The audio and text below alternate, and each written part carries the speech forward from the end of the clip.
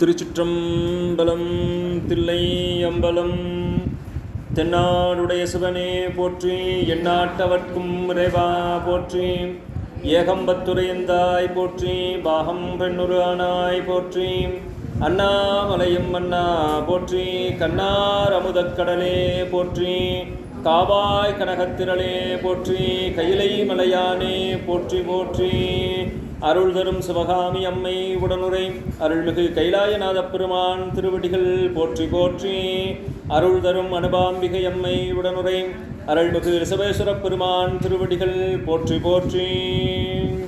தெளிவு குருவின் திருமேனி காண்டல், தெளிவு குருவின் திருநாமம் செப்பல், தெளிவு குருவின் திருவார்த்தை கேட்டல், தெளிவு குரு குரு சிந்தித்தல் தானே. அருட்குருநாதர் சோமசுந்தர நாயகர் திருவடிகள் போற்றி போற்றி. அருட்குருநாதர் மறைமலையடிகள் திருவடிகள் போற்றி போற்றி. அருட்குருநாதர் அழகரடிகள் திருவடிகள் போற்றி போற்றி. அருட்குருநாதர் ஆடலரசையா திருவடிகள் போற்றி போற்றி. அருட்குருநாதர் ஒளியரசையா திருவடிகள் போற்றி போற்றி. எந்தம் ஞானாசிரிய பெருமகனார் சோமா ஜானகிராமனையா திருவடிகள் போற்றி போற்றி.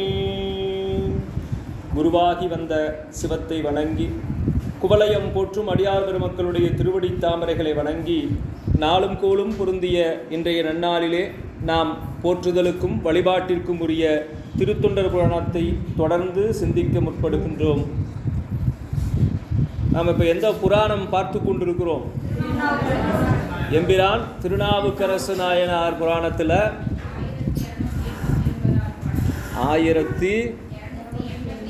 1289வது பாடலாம் நடத்தணும்.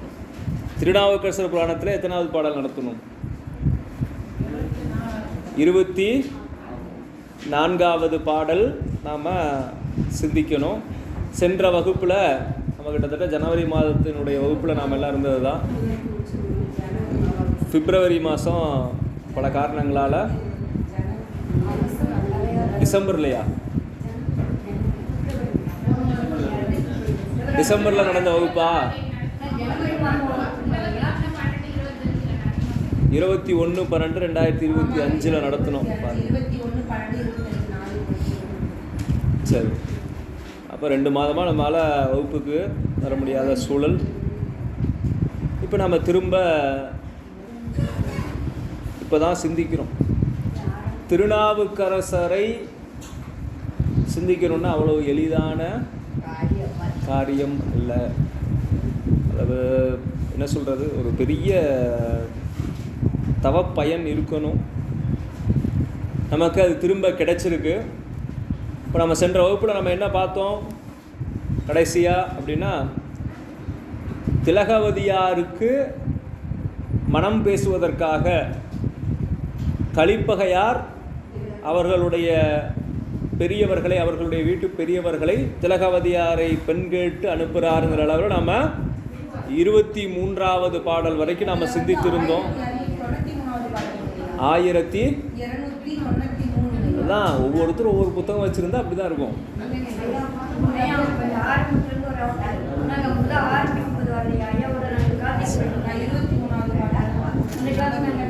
பரவாயில்ல.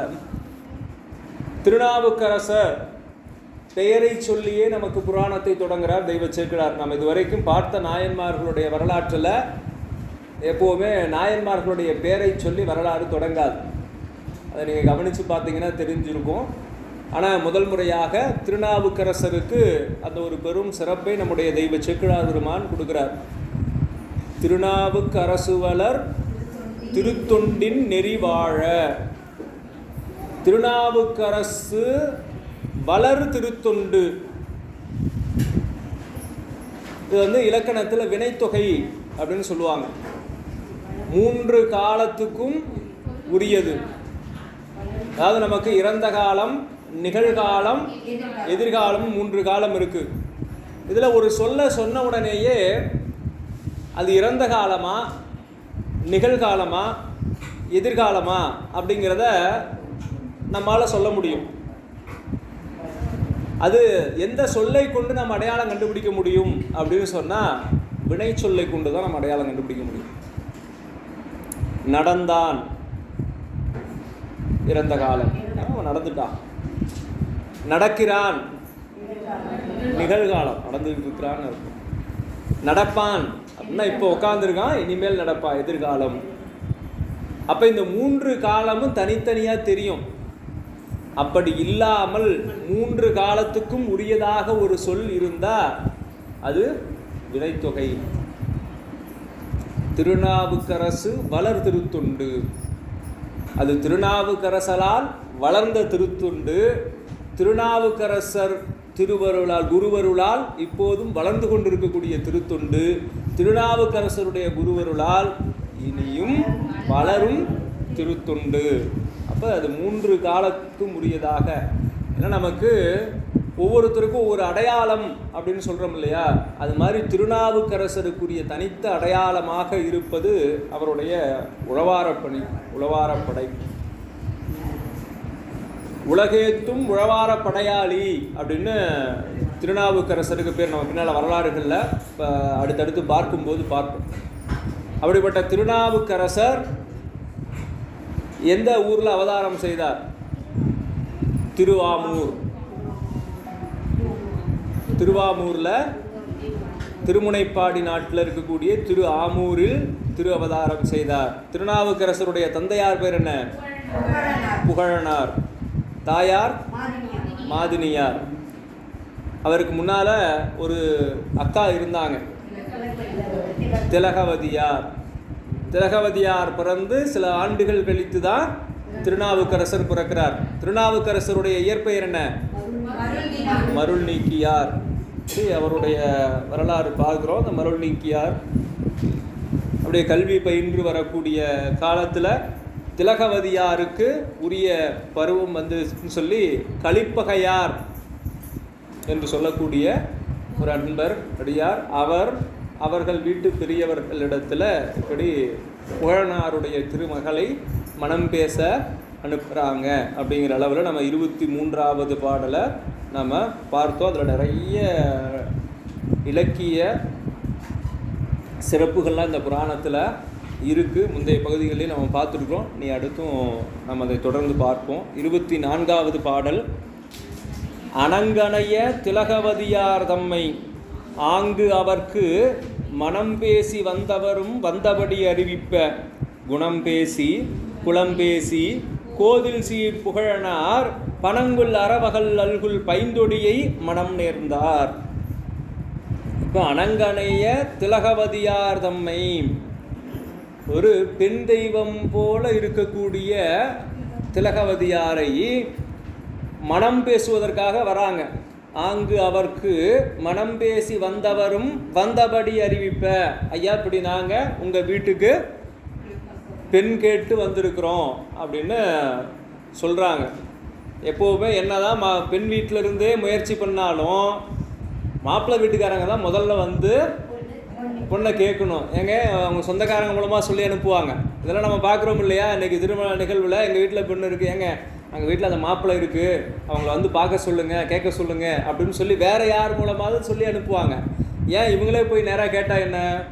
மாப்பிள்ளை வீட்டார் தான் பெண் வீட்டை தேடி எங்களுக்கு பெண்ணு கொடுங்கன்னு கேட்கணுங்கிறது மரபு. இங்கே அப்படி தானே அவர் கலிப்பகையார் முதல்ல அவங்க வீட்டு பெரியவங்க வந்து கேட்குறாங்க இல்லையா, உங்கள் பெண்ணை எங்களுக்கு கொடுங்கன்னு. இது எல்லா புராணத்திலும் நம்ம திருமண நிகழ்வு நடக்கும்போது பார்த்தோம்னா முதல்ல மாப்பிள்ளை வீட்டார் தான் பெண் வீட்டை வந்து இந்த பெண்ணை எங்களுக்கு கொடுங்கன்னு கேட்பாங்க. அப்படி அவர்கள் வந்து கேட்கின்ற போது குணம் பேசி, முதல்ல என்ன பேசுகிறாங்க? குணம் பேசி. இந்த குணம் ஒத்து வருதா அப்படின்னு பார்க்கணும். அதுக்கு அடுத்து குலம் பேசி சரியானமா அப்படின்னு பார்க்கணும். அதாவது நம்ம குலம் அப்படின்னு சொன்னோன்னே இன்றைக்கி பல பேர் என்ன நினச்சிக்கிறோம் அப்படின்னா சாதி பார்த்தாங்க அப்படின்னு நினைக்கிறோம். ஆனால் சாதிகளுக்குள்ளேயே பல இது இருக்குது. அது ஒரு மரபு. திருமணத்தப்போ அதெல்லாம் பார்ப்பது என்பது மரபு. இப்போ என்ன பண்ணுவாங்க, எதற்காக இதெல்லாம் பார்க்குறாங்க அப்படின்னா குலம் கோத்திரம்னு சொல்லுவாங்க. சிலருக்கு குலம் இருக்கும், சிலருக்கு கோத்திரம் இருக்கும். ஒரே கோத்திரத்தை சேர்ந்தவர்களும் ஒரே குலத்தை சேர்ந்தவர்களும் சகோதர சகோதரியாக இருப்பாங்க. எதுக்காக இதை பார்க்குறது அப்படின்னா நம்மளுடைய மரபில் அண்ணன் தங்கச்சி கல்யாணம் பண்ணக்கூடாது. அதனால் அப்படி எது தவறி ஒரு திருமணம் நடந்துவிடக்கூடாது என்பதற்காக அதை பார்க்குறாங்க. சகோதரர்களுக்குள்ள திருமணம் நடந்துவிடக்கூடாது என்பதற்காகத்தான் அது பார்க்கப்படுகிறது. அப்போ குணம் பேசி குலம் பேசி கோதில் சீர் புகழனார் பணங்குள் அரவகள் அல்குள் பைந்தொடியை மனம் நேர்ந்தார். திலகவதியாரை கலிப்பகையாருக்கு மனம் செய்து கொடுக்க சம்மதிக்கிறார். பார்த்தீங்கன்னா முதல்ல ஒத்த குணமுடையவர்களாக இருக்கணும். அப்படி இருந்தால் தான் வாழ்க்கை தொடர முடியும். இல்லைன்னா இன்றைக்கி நடக்கிற மாதிரி நிறைய இடங்களில் பல பிரச்சனைகளை சந்தித்து வாழ்க்கை வேறு விதமாக போயிடும். அதனால் முதல்ல பார்த்த உடனே அவங்க 2 பேரும் சரியாக ஒருவரை ஒருவர் புரிந்து கொண்டு வாழ்க்கை நடத்துவார்களா அப்படிங்கிறதெல்லாம் அவர்களுடைய இருவருடைய குணத்தையும் ஆய்ந்து அதற்கடுத்து அவர்கள் சகோதர முறையில் இருக்கிறாங்களா இல்லையா என்பதை தெரிந்து கொள்வதற்கு அந்த குலம் பார்த்து அதுக்கப்புறம் தான் திருமணத்தை முடிவு செய்வாங்க. திருமணம் எங்கே நடக்கும்? எந்த ஊரில் நடக்கும்? பெண் வீட்டில் தான் நடக்கும்.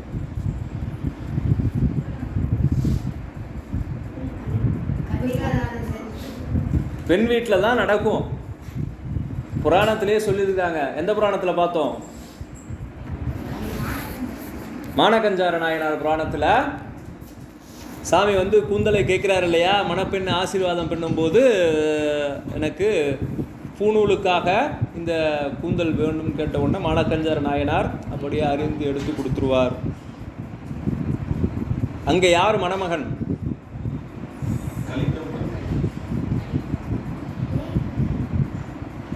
கலிக்கம்பரா? கலிக்கம்பர் இல்லை,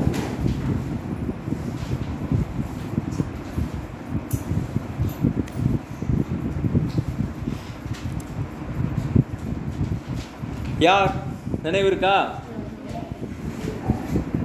என்னங்கய்யா நீங்கள் ஏதோ 1-2 கேட்பீங்கன்னு பார்த்தா நீங்கள் இருக்கிறதுலையே பழசு கேட்குறீங்க. ஏயர்கோன் கலிக்காமர்.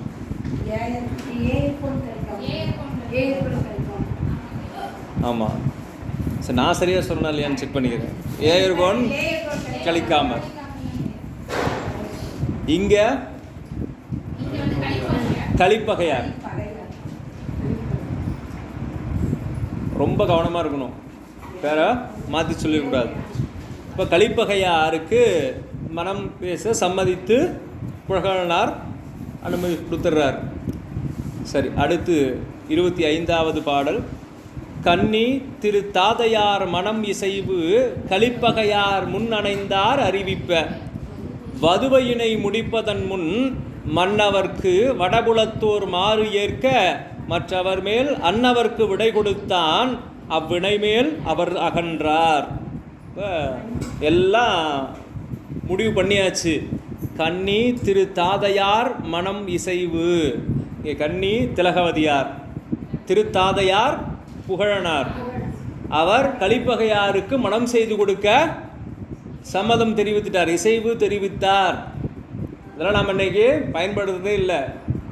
சம்மதம் சொல்லிட்டார் அப்படின்னு தான் சொல்கிறோம். ஆனால் அதுக்கு சிறந்த தமிழ் சொல்லாக இசைவு அப்படிங்கிற சொல் இருக்குது. இசைவு தெரிவித்தார். ஆமாம், ஓகே சொல்லிட்டாங்க, அவ்வளோதான். அப்போ இசைவு தெரிவித்தார். அது இசைவு தெரிவித்ததை கலிப்பகையார் முன்னணைந்தார் அறிவிப்ப. அவங்க போய் கலிப்பகையார்கிட்ட சொல்கிறாங்க, படை புகழனார் தன்னுடைய திருமகளாகிய திலகவதியாரை உங்களுக்கு மனம் செய்து கொடுப்பதற்கு சம்மதம் தெரிவித்தார், இசைவு தெரிவித்து விட்டார் என்று அவர்களிடத்தில் சொல்கிறாங்க. சொன்ன உடனே வதுவையினை முடிப்பதன் முன், அப்போ திருமணத்தை முடிக்கிறதுக்கு முன்னால், மன்னவர்க்கு வடபுலத்தோர் மாறு ஏற்க மற்றவர் மேல் அன்னவர்க்கு விடை கொடுத்தான். அப்போ கரெக்டாக திருமணம் நடப்பதற்கான ஏற்பாடுகளெல்லாம் செய்யலான் இருக்கும்போது திடீர்னு வடநாட்டு மன்னர்கள் போருக்கு வந்துட்டாங்க. அதனால் அரசர் என்ன பண்ணுறார், கலிப்பகையாரை போருக்கு போக சொல்கிறார். உடனே அப்படி ஒரு சூழல் இருக்கிறதுனால சரி இருக்கட்டும், இதை நான் போய் அங்கே போர் முடிச்சுட்டு வந்து திருமணத்தை பார்த்து கொள்வோம் என்று சொல்லி மற்றவர் மேல் அன்னவர்க்கு விடை கொடுத்தான். அவ்வினை மேல் அவர் அகன்றார். என்ன வினை? போர் செய்வதற்காக கலிப்பகையார் புறப்பட்டு செல்கின்றார். வேந்தர்க்கு, அடுத்த பாடல், வேந்தர்க்கு உற்றுளி வினைமேல் வெஞ்சமத்தில் விடை கொண்டு போந்தவரும் பொறுபடையும் உடன் கொண்டு சில நாளில் காய்ந்த சின பகைப்புலத்தை கலந்து கடும் சமர்கடலை நீந்துவார் நெடுநாள்கள் நிறை வெம்போர் துறை விளைத்தார். வேந்தர்க்கு உற்றுளி வினைமேல், இவர் அரசனிடத்தில் ஒரு படை தளபதியாக இருக்கிறார். அதாவது எப்படி அப்படின்னு சொன்னால், அரசனிடத்தில் நிறைய படைகள் இருக்கும். எல்லா படையும் எல்லா காலத்துலேயும் பயன்படுத்த மாட்டாங்க. இப்போ இன்றைக்கி நம்ம எப்படி சொல்லணும் அப்படின்னு சொன்னால், துப்பாக்கி எடுத்துகிட்டு போய் சண்டை போடுற இடம் இருக்குது, மேலே வானத்தில் போய் குண்டு போடுற இடம் இருக்குது. இதுக்கு அதை பயன்படுத்த முடியாது, அதுக்கு இதை பயன்படுத்த முடியாது. நாட்டில் இப்போ உலகத்தில் அங்கங்கே போர் நடந்து கொண்டிருக்கு. எல்லாம் என்ன பண்ணுறாங்க, ஆனால் இந்த போர் வேற, அந்த போர் வேற, அது நெறிமுறைகளை கடந்த போர். இது அந்த காலத்தில் இருந்த போர் நெறிமுறைகளோடு கூடிய போர். அந்த போர்க்கள காட்சியெல்லாம் நம்ம பார்க்கணுன்னா ராமாயண, மகாபாரதம், கந்தபுராணம் இதிலெல்லாம் அந்த போர்க்களம் காட்சிகள்லாம் நிறைய வரும். மற்ற இடங்களில் இருந்தாலும் அது ரொம்ப விரிவாக பேசக்கூடிய காப்பியங்கள், புராணங்கள் எல்லாம் இருக்குது. அதில் போர், இந்த நாட்டுக்கும் இந்த நாட்டுக்கும் போர் நடக்குது அப்படின்னு சொல்லி அறிவிப்பு வந்துருச்சுனாவே அவங்க ஒரு சில முடிவுகளை எடுப்பாங்க. சண்டை ஆரம்பிக்கிறதுக்கு முன்னால் சண்டைக்கு ஒரு இலக்கணம் இருக்குது, இதுபடி தான் போரிடணும் அப்படின்னு ரெண்டு தரப்புலையும் பேசி முடிவாக இன்றைக்கி ஒப்பந்தம்னு கையெழுத்து போடுறாங்க இல்லையா, அது மாதிரி அப்போவே போர் நடக்கும்போதே ஒரு ஒப்பந்தம் போடுவாங்க. எப்படி போர் செய்யணும், யார் யாரோட போர் செய்யணும். அந்த காலத்தில் அந்த வரிசை முறை வச்சுருப்பாங்க. நமக்கு 4 வகை படை இருக்கு இல்லையா, அந்த காலத்தில் யானைப்படை, குதிரைப்படை, காலாட்படை, நடுவில் விட்டிங்களே தேர்ப்படை. இந்த படைகளில் பெரும்பாலான போர் அந்தந்த வகையராக்கள் அப்படின்னு சொல்லுவாங்க இல்லையா, அந்தந்த கிரிட்டீரியா அப்படின்னு சொல்லுவாங்க இடத்துல, அந்தந்த வகைக்குள்ளே தான் நடக்கும். யானையை வைத்து தான் போர் செய்வாங்க. குதிரைப்படை வீரர்களோட போர் செய்வாங்க. அடுத்து ஒரு கட்டத்தில் என்ன ஆகும், 2 ஈக்குவல் இல்லாமல் போகும்போது எல்லாத்தோடையும் கலந்து போர் நடக்கும். அதுக்கு துவந்த யுத்தம் பேர், துவந்த யுத்தம் அப்படின்னு பேர். அதாவது எந்த விதமான வரைமுறையும் இல்லாமல் யார் வேணாலும் யாரை வேணாலும் போய் தாக்குறது. அப்போ யானைப்படையில் இருக்கிற யானை மேலே இருந்து ஒருத்தர் வில்ல அம்பு விட்டானா தரையில் இருக்கிற என்ன பண்ண முடியும். இந்த காட்சியெல்லாம் நம்ம நிறைய பார்ப்போம். ராமாயணத்தில் இப்போ ராவணன் தேரில் இருந்து போரிடுறான், நீங்கள் தரையில் இருந்து போரிடக்கூடாது அப்படின்னு சொல்லி தான் அனுமன் என்ன பண்ணுறான், ராவனை தன்னுடைய தோளில் தூக்கி வைத்துக் கொள்கிறான். அப்போ அரசன் சமமான இடத்துல இருக்கிறவங்க தான் போர் செய்யணும் அப்படிங்கிற காட்சியில் நிறைய இடங்களில் நம்ம பார்ப்போம். அதில் 18 நாள் போர் மகாபாரதத்தில் நடக்கும். ஒவ்வொரு நாளும் அந்த போர் உடன்படிக்கை முதல்ல வரும்போது சூரிய அஸ்தமனத்துக்கு அப்புறம் போர் செய்யக்கூடாது அப்படின்னு ஒரு மரபு இருக்குது. சில நாள் என்ன பண்ணுவாங்க, 2 படையும் இப்படியே பகலில் மட்டும் சண்டை போட்டுட்டு இருந்தால் என்னைக்கு போர் முடிகிறது, ராத்திரியில் தான் நாங்கள் ஜெயிக்க முடியும், அதனால் ராத்திரியிலையும் போர் செய்யணும் அப்படின்னு கொண்டு வந்து நிற்பாங்க. அப்படியா, சரி 2 தரப்பும் பேச்சுவார்த்தை நடத்தி சரிப்பா நைட்டும் போர் செய்யலாம் அப்படின்னு 2 தரப்பும் ஒத்துக்கிட்டால் தான் இரவில் போர் நடக்கும். இந்த மாதிரி நிறைய நிகழ்வுகளை 2 தரப்பில் இருக்கக்கூடிய பெரியவர்களும் சேர்ந்து அரசர்களும் சேர்ந்து முடிவு பண்ணி தான் அந்த போரை நிகழ்த்துவார்கள். அப்போ அரசன் என்ன செய்கிறான், வடபுலத்தவர் அப்படின்னு சொல்லக்கூடிய அந்த வடநாட்டு மன்னர்களை வெற்றி கொள்வதற்கு மிகுந்த வீரமிக்க படையை எப்போவுமே பேக்கப்னு ஒன்று வச்சுருப்பாங்க இல்லையா. இன்றைக்கி நம்ம தேர்தல் மற்ற இடங்கள் நடத்த ரிசர்வ் அப்படின்னு சொல்லி ஒரு குரூப் உட்கார வச்சுருப்பாங்க. எலெக்ஷன் டியூட்டிக்கு யாராவது வர்றவங்க ஒரு திடீர்னு வர்ற வழியோ அல்லது ஏதாவது உடம்பு சரியில்லைனாவோ அப்போ போய் இன்னொரு நாளாக புதுசாக தர முடியாது இல்லையா, அதனால் ரிசர்வ்னு ஒரு குரூப்பை வச்சுருப்பாங்க. அதே மாதிரி நமக்கு ரிசர்வ் படைன்னு ஒன்று இருக்கும். அந்த மாதிரி கலிப்பகையார் ரொம்ப முக்கியமான ஒரு படைப்பிரிவை சேர்ந்தவர். அவர் இன்றைக்கி முக்கியமாக போயாக வேண்டிய சூழலில் அவர் போர்க்களத்துக்கு புறப்பட்டு சென்று வெஞ்சமத்தில் விடை கொண்டு போந்தவரும் பொறுபடையும் உடன் கொண்டு, உடனே படை வீரர்களை எல்லாம் திரட்டி கொண்டு சில நாளில் காய்ந்த சின பகைப்புலத்தை கலந்து, போர் நடக்கிறதுக்குனே தனியாக சில இடங்கள்லாம் இருக்கும். இன்றைக்கி எல்லா இடத்துலையும் எல்லாம் நடக்குது. முன்னெல்லாம் கிரவுண்டில் தான் கிரிக்கெட் விளையாடும், இப்போ ரோட்டில் எல்லா இடத்துலையும் விளையாடிட்டு இருக்காங்க. அடுத்தவன் மண்டையை உடைக்கிறது, ஜன்னலை உடைக்கிறதுன்னு. அப்போ அதுக்குன்னு ஒரு இடம் அந்த காலத்தில் இருந்தது. பார்த்தோம் இல்லையா, சண்டேச நாயனார் புராணத்தில் பார்க்கும்போது பசுக்களை மேய்ப்பதற்காக ஒரு தனியாக ஒரு இடம் இருந்தது, மேய்ச்சல் நிலம் அப்படின்னு. அந்த மாதிரி ஒவ்வொன்றுக்கும் ஒவ்வொரு இடம் இருக்குது. அதனால் இவர் பகைவர்களை சென்று போய் தாக்குவதற்காக அப்படியே புறப்பட்டு அங்கே போகிறார். பகைப்புலத்தை கலந்து கடும் சமர்கடலை நீந்துவார், நெடுநாள்கள் நிறைவும் போர்த்துறை விளைத்தார்.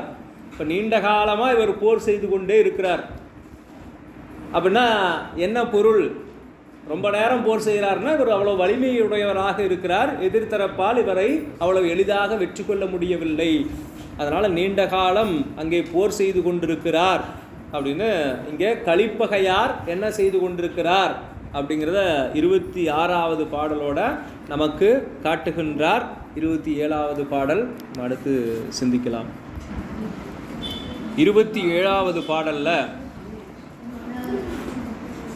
அப்படியே காட்சி நேராக இங்கே திருவாமூருக்கு வருது. கலிப்பகையார் அங்கே பகைப்புலத்தவரை வெற்றி கொள்வதற்காக வடபுலத்துக்கு போயிட்டார். இங்கே என்ன நடக்குது அப்படின்னு நமக்கு தெய்வ சேக்கிழார் பெருமான் காட்டுறார். ஆயனாளிடை இப்பால் அணங்கனையால் தனை பயந்த தூய குலப்புகழனார் தொன்று தொடு நிலையாமை மேய வினைப்பயத்தாலே இவ்வுலகை விட்டு அகல தீய அரும்பினி உழந்து விண்ணுலகில் சென்றடைந்தார். நகையா இனிப்ப சாப்பிட்ட ஒன்று இப்படி சொல்கிறீங்க? திருப்புகழனார் என்ன செய்கிறார்? விண்ணுலகு சென்றடைந்தார். அங்கே இவர் போருக்கு சென்ற காலத்தில், கலிப்பகையார் போருக்கு சென்ற காலத்தில் இங்கே திலகவதியார் அணங்கனையால் தனை பயந்த தூய குலப்புகழனார், இங்கே புகழனார் தொன்று தொடு நிலையாமை மேய வினைப்பயத்தாலே.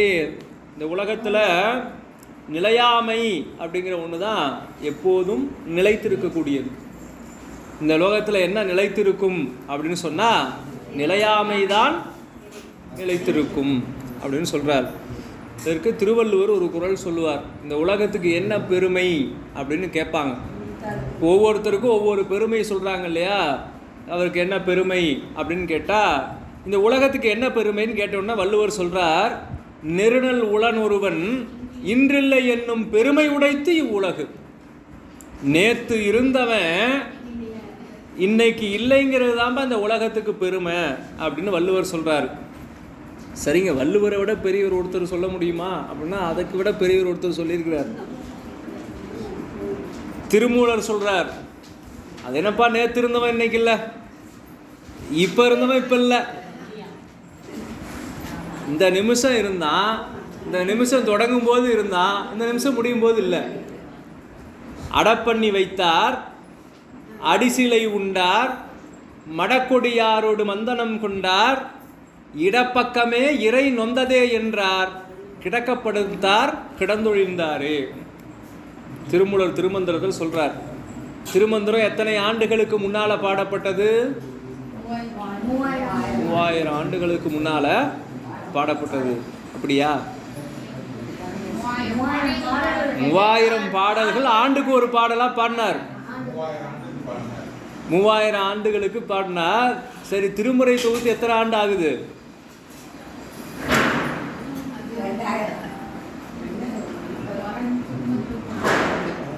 சொல்லுவோம் அப்படியே 1000 2000 சொல்ல வேண்டியது, 2000 ஆண்டுன்னு வச்சுக்குவோம். அப்போ அவரே 3000 ஆண்டு இருந்து பாடுறார். அதுக்கப்புறம் பின்னால் 2000 ஆண்டுக்கு முன்னால் தோற்றுருக்காங்கன்னா திருமந்திரம் பாடி ஏறக்குறைய 5000 ஆண்டு ஆச்சுன்னு வச்சுக்கலாம். சரி, இதெல்லாம் ஒரு சான்றுதான் நமக்கு. திருமுறைகளை தொகுத்தது யார்? நம்பியாண்டார் நம்பிகள் ராஜராஜ சோழனுடைய காலத்தில். சரியா நீங்கள் சொல்லணும்னா 1000 ஆண்டுக்கு முன்னால். இப்போ 2026 இருக்கிறோம். ராஜராஜ சோழனுடைய ஆட்சி காலம் 1016 இருந்து தான் தொடங்குது. அப்போ அவருடைய இடைப்பட்ட 984 1014 ராஜேந்திரன் பதவி ஏற்கிறார். அதான் 1016 ராஜேந்திரனுடைய காலம் தான் 1014 இருந்து. இவருடைய காலம் அப்போ சரியாக நம்ம சொல்லணும்னா கிட்டத்தட்ட 980 ஆண்டுகளுக்கு மேலாக ஆகுது திருமுறைகளை தொகுத்து கொடுத்து. அப்போது எவ்வளவு பழமையான காலத்திலேயே மனிதனுக்கு இதயம் இடது பக்கத்தில் இருக்குது அப்படிங்கிறத திருமூலர் நமக்கு சொல்லியிருக்கார் பாருங்க. இடப்பக்கமே இறை நொந்தது என்றார். அந்த பாட்டில் அடப்பண்ணி வைத்தார்னு தொடங்கும். அதை அப்புறம் பின்னால் நீங்கள் தேடி முழுக்க பாடலில் எழுதி வைத்துக்கொள்ளுங்க. அடப்பண்ணி வைத்தார் அடிசிலை உண்டார் மடக்குடியாரோடு மத்தனம் கொண்டார் இடப்பக்கமே இறை நொந்ததே என்றார். இறைனா கொஞ்சம் இந்த பக்கம் இடது பக்கம் நெஞ்சு லேசாக வலிக்கிற மாதிரி இருக்குது, நான் கொஞ்சம் படுத்துக்கிறேன் அப்படின்னு கிடக்கப்படுத்தார் கிடந்தொழிந்தார். அதுதான் அந்த நிலையாமை. என்னன்னா அதை வச்சுட்டு நம்ம என்ன பண்ணுறோம், என்னென்ன பண்ணுறோம். ஆனால் நம்மளுடைய சொத்தை வச்சு வாழ்ந்தா போதும்னா பக்கத்து வீட்டுக்கார நிலத்தில் ஒரு அரை அடியாவது சேர்த்துக்கிட்டனா தான் நம்ம வாழ்ந்ததனுடைய புண்ணிய பயனே நமக்கு கிடைச்சதுன்னு நினைக்கிறோம். உனக்கு அளவு தெரியுமில்ல, அந்த காலத்தில் தெரியல பரவாயில்ல. இப்போ உனக்கு என்ன சொல்கிறது, கரெக்டாக அளவு பிரித்து உன்னுடைய ஃப்ளாட் இந்த அடியிலேருந்து இந்த அடி வரைக்கும்னு சொல்லி அவனே கல்லெல்லாம் போட்டு வச்சுட்டு போகிறான்.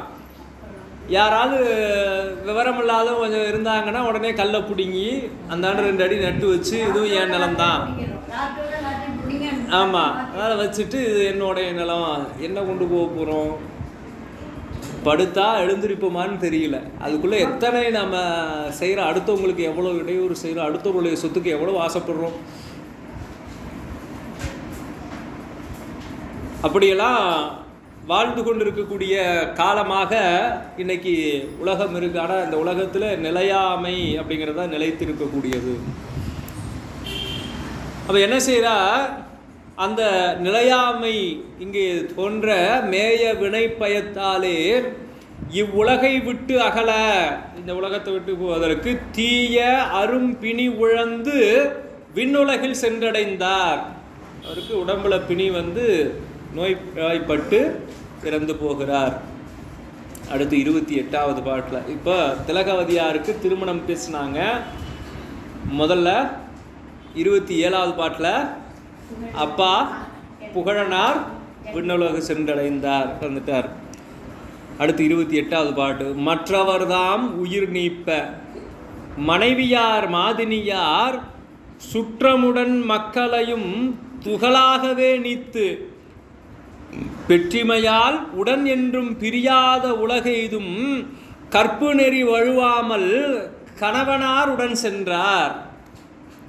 இந்த அம்மா என்ன பண்ணிட்டாங்க, கணவனார் போயிட்டார் அப்படின்னு தெரிஞ்ச உடனே நானும் அவரோடு சென்று சேர்கிறேன்னு இந்த அம்மாவும் இறந்துட்டாங்க. சொல்கிறார் பாருங்க, மற்றவர்தாம் உயிர் நீப்ப மனைவியார் மாதினியார் சுற்றமுடன் மக்களையும் துகளாகவே நீத்து. அதெல்லாம் மற்றவங்களாம் வெறும் தூசுப்பா, எனக்கு எங்கள் வீட்டுக்காரர் தான் எனக்கு உலகம், அவர் போயிட்டார்னா நான் இருக்க மாட்டேன் அப்படின்னு சொல்லி அவர்களை எல்லாம் துகளாகவே நீத்து பெற்றிமையால் உடன் என்றும் பிரியாத உலகெய்தும் கற்பு நெறி வழுவாமல். அதாவது இறந்து மேலோகத்துக்கு போனாங்கன்னா அங்கே மேலோகத்தில் இருக்கக்கூடிய பெண்கள்லாம் இவர்களை வரவேற்பாங்களாம். அதனால் அப்படி என்னுடைய கணவனாரை அவர்கள் வரவேற்கக்கூடாது, நானே உடன் போகிறேன் அப்படின்னு சொல்லி மையார் கற்பு நெறி வழுவாமல் கணவனாருடன் சென்றார். அப்படியே புறப்பட்டு கணவனாரோடு சென்று சேர்ந்தார். இந்த அம்மாவை இறந்துட்டாங்க, வீட்டுக்காரர் இறந்த உடனே நானும் போகிறேன். அடுத்து 29வது பாட்டு தாதையாரும் பயந்த தாயாரும் இறந்ததன் பின் மாதரார் திலகவதியாரும் அவர் பின் வந்த காதலனார் மருள் நீக்கியாரும் மனக்கவலையினால் பேதுரு நல் சுற்றமோடும் பெருந்துயரில் எழுந்தினார். சின்ன வயசுலேயே அப்பா அம்மா இறந்துட்டாங்கன்னா அந்த வாழ்க்கை ரொம்ப கொடுமையாக இருக்கும். அதை காட்டுறாருங்க. அப்பாவும் அம்மாவும் இறந்ததற்கு பின்னால் திலகவதியாரும் அவருக்கு பின்னால் வந்த மருள் நீக்கியாரும் மனக்கவலை மிக பேதுருநல் சுற்றமோடு பெருந்துயரில் எழுந்தினார்.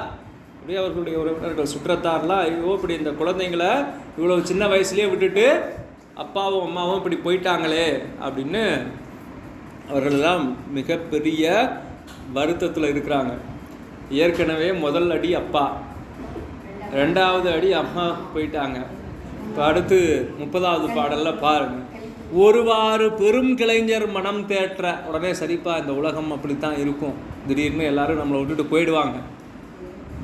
பார்க்குறோம்ல, முதல் வகுப்பில் எத்தனை பேர் இருந்தாங்க, இன்னைக்கு வகுப்பில் எத்தனை பேர் இருக்கிறாங்க அப்படின்னு எல்லாரும் அந்த படத்தில் வடிவேலு சொல்லுவாங்கல்ல, எல்லா நேரத்துலையும் எல்லா இடத்துக்கும் ஒன்றாவே போகணுன்னு ஆசைப்பட்டா எப்படிங்கய்யா அப்படின்னு ஜட்ஜை பார்த்து கேட்குற மாதிரி எல்லாரும் எல்லா நேரத்துலையும் ஒன்றா நம்ம இருக்க முடியாது இல்லையா. அந்த மாதிரி வகுப்புக்கு வந்தவங்க பல்வேறு காரணங்களால் இன்றைக்கி தொடர முடியாமல் போயிடுறாங்க. இங்கே சொல்கிறாங்க, எப்போ அப்படிலாம் உலக வாழ்க்கையில் இதெல்லாம், அரசியல் இதெல்லாம் சாதாரணமாப்பாங்கிற மாதிரி இதெல்லாம் ரொம்ப உலக வாழ்க்கையில் சாதாரணம், அவங்களாம் அவங்களுடைய பணி முடிஞ்சிருச்சு, அவங்களுடைய வினை முடிஞ்சிருச்சு, புறப்பட்டாங்க அப்படின்லாம் சொல்லி, அதனால் கவலைப்படாதீங்க, நாங்கள்லாம் இருக்கிறவங்கள பார்த்துக்கிறோம்லாம் சொல்லி, ஒருவாறு பெரும் கலைஞர் மனம் தேற்ற துயர் ஒழிந்து பெருவானம் அடைந்தவர்க்கு செய்கடன்கள் பெருக்கினார். அந்த அப்பாவும் அம்மாவும் இறந்துட்டாங்க, அவங்களுக்குரிய அந்த ஈமச்சடங்குகள் அப்படின்னு சொல்லக்கூடிய அந்த இறுதிச் சடங்குகள்லாம் செய்து ஒரு வழியாக மனம் தேர்றாங்க. மறுவார் மேல் மன்னவர்கா மலையப்பும் கலிப்பகையார் பொறுவாரும் போர்க்களத்தில் உயிர் கொடுத்து புகழ் கொண்டார். அடுத்து மறுவார் மேல் மன்னவர்கா மலையப்பும் கலிப்பகையார், மன்னவனுக்காக அங்கே படை நடத்தி சென்ற கலிப்பகையார் போர்க்களத்தில் உயிர் கொடுத்து புகழ் கொண்டார். அங்கே பகைவர்களெல்லாம் பெரும் போர் செய்து கடைசியாக இவரும் வீரமரணம் அடைந்து அந்த போரிலே தன்னுடைய உயிரை விட்டுவிட்டு புகழ் பெறுகின்றார் கலிப்பகையார்னு இங்கே 3 பாட்டில் 27, 28, 30 3 பாட்டில் 3 பேரும் இருந்துச்சாங்க. 31வது பாடல் பாருங்கள், வெம்முனை மேல் கலிப்பகையார் வேல்வேந்தன் ஏவப்போய் அம்முனையில் பகைமுருகி அமருலகம் வாழ்வதற்கு தம்முடைய கடன் கழித்த பெருவார்த்தை தலம் சாற்ற செம்மலர் மேல் திரு அணைய திலகவதியார் கேட்டார். இங்கே கலிப்பகையார் இறந்து போன செய்தியை திலகவதியார் கேட்குறாங்க. வெம்முனை மேல் கலிப்பகையார் வேல்வேந்தன் ஏவ போய், இவர் எதுக்காக போனார்? அரசன் சொன்னதுக்காக இங்கே போர்க்களத்திற்கு போகிறார். போர்க்களத்திற்கு சென்ற உடனேயே அடுத்து அம்முனையில் பகை முறுக்கி அமருலகம் ஆள்வதற்கு, அந்த பகைவர்களெல்லாம் வெற்றி கொண்டு இனிமேல் இங்கே எனக்கு வேலை இல்லைப்பா, நான் தேவலோகத்தில் போய் சண்டை போடுறேன்னு அங்கே கிளம்பிட்டார். ஆள்வதற்கு தம்முடைய கடன் கழித்த பெருவார்த்தை தலம் சாற்ற, அவர் தன்னுடைய கடமையை, கடன்னா கடமைங்க, கடன் அப்படின்னு சொன்னால் கடமை, கடமையினாலே அதை செய்யணும்னு அர்த்தம். கடன்னா அதை கண்டிப்பாக செய்யணும்னு அர்த்தம். இன்னைக்கு வாங்கிட்டு ஏமாத்துறதுக்கு பேர் தான் கடன் அப்படின்னு நினச்சிக்கிறோம்.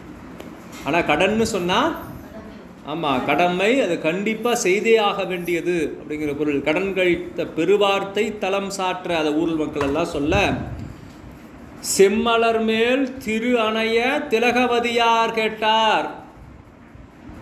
அப்படியே சிவந்த தாமரை மேலே இருக்கக்கூடிய லக்ஷ்மியை போல இருக்கக்கூடிய திலகவதியார் கேட்குறாங்க. கேட்ட உடனே என்ன முடிவு பண்ணுறாங்க? அடுத்த பாட்டில் பார்ப்போம். எந்தையும் எம் அணையும் அவர்க்கு எனை கொடுக்க இசைந்தார்கள், அந்த முறையால் அவர்க்கே உரியது நான் ஆதலினால் இந்த உயிர் அவர் உயிரோடு இசைவிப்பன் என துணிய வந்து அவர்தம் அடியினை மேல் மருள் நீக்கியார் விழுந்தார். இப்போ தாயை போல பிள்ளை நூலை போல சேலைன்னு சொல்லுவாங்க. அம்மா என்ன பண்ணாங்க? அப்பா இறந்த உடனே அவரோட நானும் இறந்து போயிடுன்னு முடிவு பண்ணிட்டாங்க. இங்கே கலிப்பகையார் இறந்தார்னு கேள்விப்பட்ட உடனே திலகவதியார் என்ன செய்கிறாங்க? ஏற்கனவே அவங்க அம்மா சென்று காட்டிய அந்த வழியை பின்பற்றணும்னு நினைக்கிறாங்க. எந்தையும் எம் அணையும் அவர்க்கு எனை கொடுக்க இசைந்தார்கள். எங்கள் அப்பாவும் அம்மாவும் அவருக்கு என்னை கொடுக்கணும்னு முடிவு பண்ணிட்டாங்க. அதனால் அந்த முறையால் அவர்க்கே உரியது நான் ஆதலினால், அதனால் அவருக்கு நான் உரியவள். அவங்க கொடுக்குறேன்னு முடிவு பண்ணிட்டாங்க, ஆனால் கொடுக்கல. நீங்கள் கொடுத்ததுக்கப்புறம் பிச்சுட்டு போகிறாங்க, அது வேற. எனக்கு கொடுக்குறேன்னு சொன்னதுக்கு இந்த அம்மா அவருக்கே உரியவள் நான் ஆதலினால் இந்த உயிர் அவர் உயிரோடு இசைவிப்பன், என்னுடைய உயிரை அவருடைய உயிரோடு நான் கொண்டு சேர்ப்பேன் என துணிய. அப்போ இந்த அம்மையார் என்ன முடிவு பண்ணுறாங்க? கணவனார் உயிரோடு தன்னுடைய உயிரை சேர்க்க வேண்டும். கணவனாராக வர இருந்த கலிப்பகையாருடைய உயிரோடு தன்னுடைய உயிரை சேர்க்க வேண்டும்னு முடிவு பண்ணி இவங்க அதுக்கு தயாராகிறாங்க. அதை தெரிந்து கொண்டு துணிய வந்து அவர்தம் அடியினை மேல் மருள் நீக்கியார் விழுந்தார். அப்படியே வந்து அக்காவோட காலில் விழறார். யாரு? மருள் நீக்கியார் திருநாவுக்கரசர். அந்நிலையில் மிக புலம்பி அன்னையும் அத்தனும் அகன்ற பின்னையும் நான் உமை வணங்கப் பெறுதலினால் உயிர் தரித்தேன். என்னை இனி தனி கைவிட்டு ஏகுவீரெனில் யானும் முன்னம் உயிர் நீப்பன் என மொழிந்து இடரின் அழுந்தினார். அப்போ மருள் நீக்கியார் சொல்கிறார், ரொம்ப புலம்பி அப்பா போயிட்டாங்க, அம்மா போயிட்டாங்க, சரி இனிமேல் அக்காவும் மாமாவும் தான் என்னை பார்த்துக்குவாங்கன்னு நம்பி இருக்கும்போது மாமாவும் போயிட்டார். இப்போ கடைசியாக இருக்கிறது நீங்கள் மட்டும்தான். அன்னையும் அத்தனும் அகன்ற பின்னையும் நான் உமை வணங்கப் பெறுதலினால் உயிர் தரித்தேன். அப்பா அம்மா இறந்த பின்னால் நானும் இறந்திருப்பேன், ஆனால் உங்களை வணங்கக்கூடிய வாய்ப்பு எனக்கு இருக்கிறதுனால உங்களை வணங்குவதற்காக நான் உயிரோடு இருந்தேன்னு சொல்கிறார். உமை வணங்கப் பெறுதலினால் உயிர் தரித்தேன். நீங்கள் இருக்கீங்கிற நம்பிக்கையில் தான் நான் உயிரோடு இருக்கிறேன், உயிர் தரித்தேன். என்னை இனி தனி கைவிட்டு ஏகுவீரெனில், என்னை கைவிட்டுட்டு நீங்களும் போகிற மாதிரி இருந்தால் யானும் முன்னம் உயிர் நீப்பன், உங்களுக்கு முன்னாலேயே நான் இறந்து விடுவேன் என மொழிந்து இடரின் அழுந்தினார். அப்படி அக்காவுடைய பாதத்தை விழுந்து திருவடியில் விழுந்து அழுகிறார் மருள் நீக்கியார்.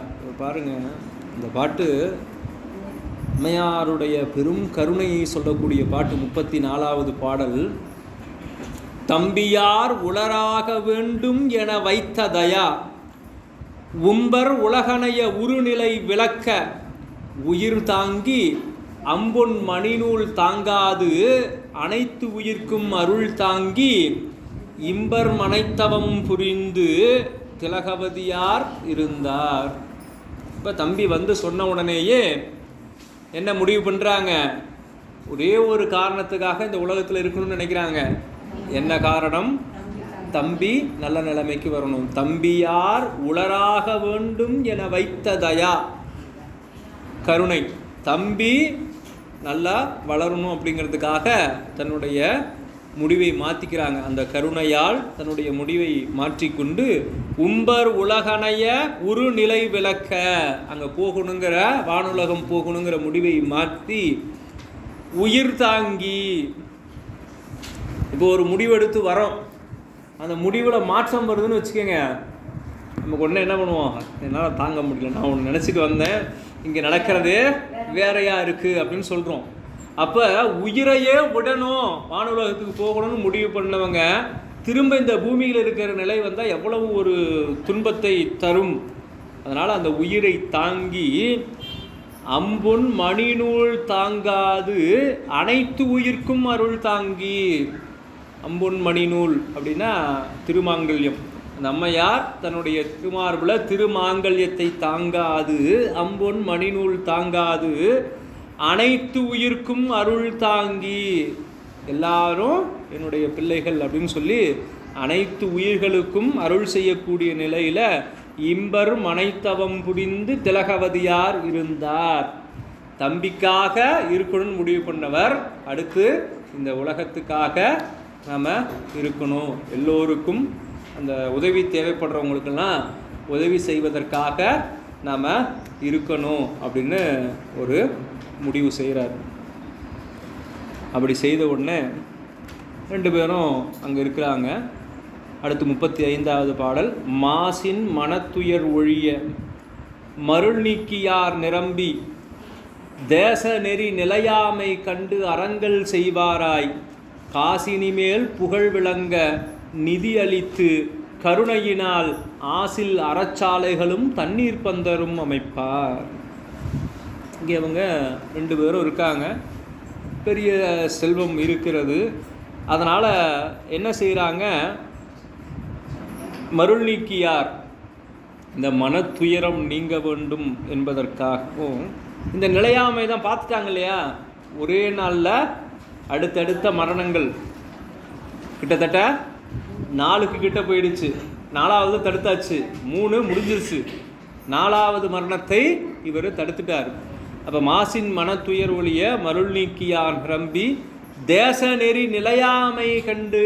இப்போ இதை வச்சுட்டு ஒன்றும் பண்ண முடியாது. இன்னும் இந்த செல்வத்தையெல்லாம் வைத்து கொண்டு எதுவுமே செய்ய முடியாது. இறந்து போன அப்பாவை கூட்டிகிட்டு வர முடியுமா? இறந்து போன அம்மாவை கூட்டிகிட்டு வர முடியுமா?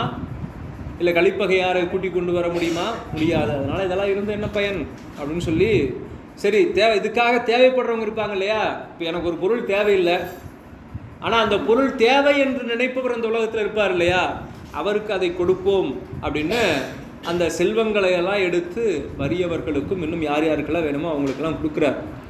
காசினி மேல் அறங்கள் செய்வாராய் தேச நிலையாமை கண்டு அறங்கள் செய்வாராய் காசினி மேல் புகழ் விளங்க நிதி அளித்து எல்லாருக்கும் பணம் கொடுக்குறார். கொடுத்து கருணையினால் ஆசில் அறச்சாலைகளும் தண்ணீர் பந்தரும் அமைப்பார்.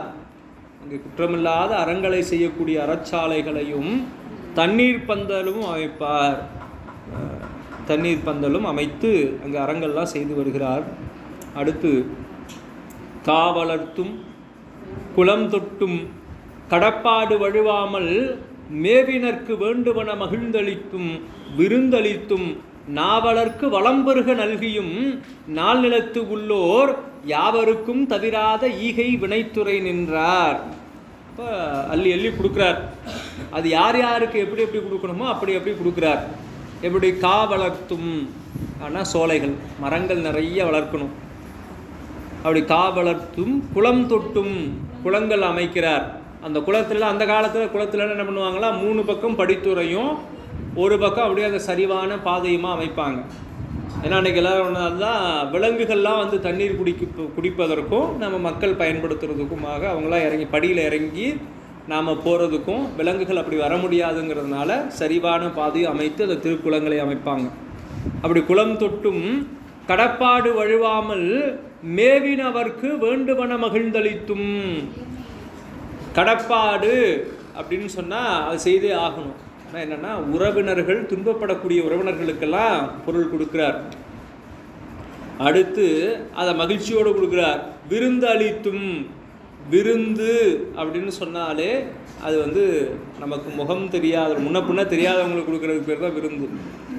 விருந்து அளித்தும். அடுத்து சொல்கிறார் நாவலர்க்கு வளம்பெருக நல்கியும். புலவர்களுக்கெல்லாம் நிறையா கொடுக்குறாராம். ஏன்னா அவங்களுக்கு இதுதான் வேறு திரும்ப வாய்ப்பு கிடைக்காது. அதனால் அவர்களுடைய சொல் வளம் பாதிக்கப்படாமல் இருக்கணும்னா என்ன பொருள் வளம் அவங்கக்கிட்ட நிறையா இருக்கணும். அதனால் அந்த காலத்தில் புரவலர் அப்படின்னு ஒரு இது இருக்கும். இன்றைக்கி அதை எடுத்து பயன்படுத்துகிறாங்க. புரவலர், இங்கே படம் கொடுத்து புரவலராக இருந்து இந்த அறத்தை தர்மத்தை புலவர்களை ஆதரிக்கணும் அப்படின்னு சொல்லி கம்பரை சடையப்ப வள்ளல் ஆதரித்தார். அவர் தான் உங்கள் வீட்டுக்கு தேவையான பொருள் எல்லா வசதியும் நான் செய்து கொடுக்குறேன், நீங்கள் வந்து பாடுங்கன்னு. பெரிய புராணத்துக்கு யார் புரவலர்? அனபாய சோழன். அனபாய சோழன் வேறு நூலை படிக்கிறார் தான் இப்போ பெரிய புராணத்தையே தெய்வ சேர்க்கிறார் பாடுறார். சிவகதையாக படிங்க, அவகதை வேண்டாம் அப்படின்னு சொன்னால் அப்படி என்ன இருக்குதுன்னு கேட்கும்போது தான் இப்படி 63 நாயன்மார்களுடைய வரலாறு இருக்குது. அப்படியா, சரி நீங்கள் அதை சொல்லுங்கள், விளக்கமாக சொல்லுங்கன்னு கேட்கும்போது தான் எவ்வளோ காலம், ஓராண்டு காலம் தினம் பாட்டை சொல்லி விளக்கம் சொல்லி பாடலர் சொல்கிறதுக்கே அவருக்கு ஓராண்டாயிருக்கு. அவரே தெய்வ சேக்கிழார் பாடல் சொல்லி ஓராண்டு காலம் அரங்கேற்றம் நடந்தது. தில்லையில் சித்திரை திருவாதிரையில் தொடங்கி அடுத்த சித்திரை திருவாதிரையில் நிறைவு பெறுகிறது பெரிய புராணம். அப்போ 365 நாளும் பெரிய புராணம் முழுக்க படித்தா அப்போவே ஓராண்டு காலம் ஆகுதுன்னா நமக்கு இன்னும் எத்தனை ஆண்டு காலம் ஆகுங்கிறத நம்ம நினைவில் கொள்ளணும். இப்போ என்ன செய்கிறார், அந்த புகழ் விளங்க நிதியளித்து இல்லை நாவலருக்கு வளம் பெருக நல்கியும், நாவன்மை உடையவர்கள் புலவர்களுக்கு நிறைய கொடுக்கிறார். நாள் நிலத்து உள்ளோர் யாவருக்கும் தவிராத ஈகை வினைத்துறை விளைத்தார், வினைத்துறை நின்றார். என்ன செய்கிறார், எல்லாருக்கும் கொடுக்குறார். யார் யாரெல்லாம் துன்பப்படுறாங்களோ எல்லாருக்கும் பொருளை கொடுத்து உதவுகிறார். அடுத்து 37வது பாடல். நில்லாத உலகு இயல்பு கண்டு நிலையா வாழ்க்கை அல்லேன் என்று அறத்துறந்து சமயங்களானவற்றின் நல்லாறு தெரிந்துணர நம்பர் அருளாமையினால் கொல்லாமை மறந்துரையும் அமன் சமயம் குறுகுவார். என்ன செய்கிறார், இந்த உலகத்தில் நில்லாத இயல்பு கண்டு, உலக இயல்பு நில்லாத உலக இயல்பு கண்டு நிலையா வாழ்க்கை அல்லேன், இந்த நிலையாத வாழ்க்கையில் நான் இருக்க மாட்டேன் அப்படின்னு சொல்லி புறப்படுறார். அறத்துறந்து சமயங்களானவற்றின் நல்லாறு தெரிந்துணர, எந்த சமயங்களெல்லாம் நல்ல சமயம், எதை நாம் பின்பற்றணுங்கிறத தெரிந்து கொள்ளாமல் நம்பர் அருளாமையினால், இறைவனுடைய அருள் இருந்தால்தான் என்ன செய்ய முடியும், இதுதான் நல்ல சமயம், இதுதான் சிறந்த சமயம் அப்படின்னு சைவ சமயத்தை உணர்ந்து கொள்ள முடியும். இல்லைன்னா நம்ம பலவாறு திரிந்து கொண்டிருப்போம். அருளாமையினால் இவர் என்ன ஆகிறார் அப்படின்னா, கொல்லாமை மறைந்து உரையும் அமன் சமயம் குறுகுவார். நாங்கள் யாரையும் கொல்ல மாட்டோம், ஒரு பூச்சிகளை எறும்புகளை கூட கொல்ல மாட்டோம்னு சொல்லக்கூடிய அந்த கொல்லாமையை மறைத்து வைத்து கொண்டு, சின்ன உயிர்களை கூட கொல்ல மாட்டோங்கிறவங்க பின்னால் எவ்வளோ பெரிய வேலையெல்லாம் பார்க்குறாங்கங்கிறத பின்னால் பார்ப்போம். அப்போ அந்த கொல்லாமை மறைந்து உரையும், நாங்கள் கொல்ல மாட்டோம் அப்படின்னு சொல்லிட்டு அந்த அமைதிப்படையில் சத்யராஜ் சொல்லுவார், நான் வேண்டான்னு சொல்லுவேன், அதுக்காக நீங்கள் விட்டுறக்கூடாது, அவனை அடித்து காலி பண்ணிடணும் அப்படின்னு சொல்கிற மாதிரி கொல்லாமை தான் எங்களுடைய அறம், கொல்லாமை தான் எங்களுடைய அறம்னு நாங்கள் சொல்லிகிட்டு இருப்போம். ஆனால் பின்னால் நீங்கள் என்ன பண்ணணும் அப்படின்னு அந்த கொல்லாமை மறைந்து உரையும் அமன் சமயம் குறுகுவார், சமண சமயத்துக்கு போய் சிறப்புறார். பாடலிபுத்திரம் என்னும் பதி அணைந்து, பாடலிபுத்திரம் அப்படிங்கிற ஒரு கடலூர், பதி அணைந்து சமன்பள்ளி மாடணைந்தார் வல்லமணர் மருங்கணைந்து மற்றவர்க்கு வீடறியும் நெறி இதுவே என மெய்போல் தங்கள் உடன் கூட வரும் உணர்வு கொல குறிபலவும் கொழுவினார். அவர் திரும்ப அவரை பார்த்து, எப்பா இதுதான் வீடு பேறு தரக்கூடிய நெறி, நீ இந்த உலக வாழ்வு வேண்டான்னு சொல்கிறல்ல, நினச்சி தானே வந்திருக்கிற, அந்த உலக வாழ்க்கையை நீத்து வீடு பேறு தரக்கூடிய ஒரே சமயம் சமண சமயம், எங்களுக்கு வேற எங்கும் கிளைகள் கிடையாது அப்படின்னு சொல்லி சமண சமயர்கள், அந்த பாடலிபுரத்தில் இருக்கக்கூடிய சமணர்கள் எல்லாம் நம்முடைய மருள் நீக்கியாரை பிடித்து இதுதான் முக்தி நெறி தரக்கூடிய சமயம் அப்படின்னு சொல்லி பாரு அப்படி இப்படின்னு நிறைய சொல்லி அவரை அப்படியே இந்த மெஸ்மரிசம்னு சொல்லுவாங்க இல்லையா, மூளைச்சலவை செய்கிறார்கள். அப்படி செய்து அவரை குறிப்பிட்டாங்க. அடுத்து 39வது பாடல் பாருங்க. அங்கு அவரும் அமன் சமயத்து அருங்கலை நூலானையெல்லாம் பொங்கும் உணர்வுறப் பயின்றே அந்நெறியில் புலன் சிறப்ப துங்க முழுவுடல் சமணர் சூழ்ந்து மகிழ்வார் அவர்க்கு தங்களின் மேலாம் தருமசேனர் எனும் பெயர் கொடுத்தார்.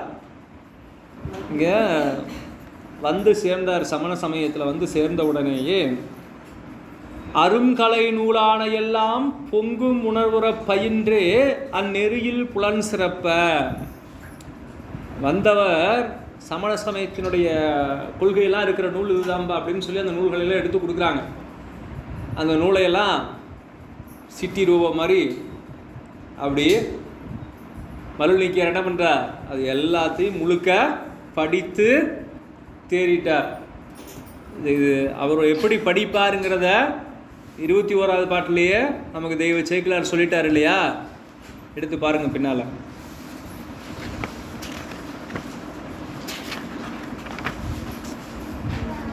தந்தையார் களிமகிழ்ச்சி தலை சிறக்க முறைமையினால் சிந்தை மலர்ந்து எழும் உழவினில் செலும் கலையின் திறங்களெல்லாம் முந்தை முறைமையில் பயின்று முதிர அறிவு எதிரும் வகை. அப்படி முதிர்ந்த அறிவோடு எல்லாம் அங்கே இருக்கக்கூடிய நூல்களை எல்லாம் சிறப்பாக கற்று உணர்ந்தார். ஏன்னா ஒரு தந்தைக்கு சிறப்பு தரக்கூடியது எது அப்படின்னு சொன்னால் தன்னுடைய குழந்தைகளினுடைய அந்த கல்வி பெருமை தான் ஒரு தந்தைக்கு மிகச்சிறந்த பெருமையாக இருக்கும். மகன் தந்தைக்கு ஆற்றும் நடுவில் ஒன்று விட்டாங்களே, இவன் தந்தை என்னோற்றான் கொல் எனும் சொல். அது நன்றியா உதவியான்னு நமக்கே குழப்பமாக இருக்குது. அதனால் அதை விட்டுருவோம். மகன் தந்தைக்கு ஆற்றும் உதவி இவன் தந்தை என்னோற்றான் கொல் எனும் சொல். பா, இப்படி ஒரு பிள்ளை பிறக்கிறதுக்கு இவங்க அப்பா என்ன தவம் செஞ்சானோ அப்படின்னு ஊர் சொல்கிற மாதிரி இருக்கணுமா? அப்படி இருந்தால் தான் தந்தைக்கு பெருமை. அப்படி தந்தை பெருமை பெறும்படியாக மகிழ்ச்சி அடையும்படியாக நம்முடைய மருள்நீக்கியார் கல்வி கற்றார்னு முன்னே பார்த்தோம். அந்த அதே திறனோட இங்கே சமண சமய நூல்களை எல்லாம் நம்முடைய மருள்நீக்கியார் கற்று தெளிந்ததற்கு பின்னால் துங்க முழு உடல் சமணர் சூழ்ந்து, அந்த சமணர்கள் எல்லாம் ஒன்றாக சூழ்ந்து மகிழ்வா ரொம்ப மகிழ்ச்சி அடைந்தாங்க. பரவாயில்லையப்பா, வந்த உடனே இவ்வளோ எல்லாத்தையும் படித்து அப்படியே கரைச்சி குடிச்சேன்னு சொல்லி தங்களின் மேலாம் தர்மசேனர் எனும் பெயர் கொடுத்தார். இதுவரைக்கும் மருள்நீக்கியாராக இருந்தவர் சமண சமயத்தை சேர்ந்ததற்கு பின்னால தர்மசேனர் அப்படிங்கிற பெயர் கொடுக்குறாங்க. தர்மசேனர் எனும் பெயர் பெற்றார். அடுத்து 40வது பாடல்ல அத்துறையின் மீக்கூறும் அமைதியினால் அகலிடத்தில் சித்தநிலை அறியாத தேரரையும் வாதின்கண் உய்த்த உணர்வினில் வென்றே உலகின்கண் ஒளிவுடைய வித்தகராய் அமன் சமய தலைமையினில் மேம்பட்டார். இப்படி போன தர்மசேனர் என்ன பண்றார்?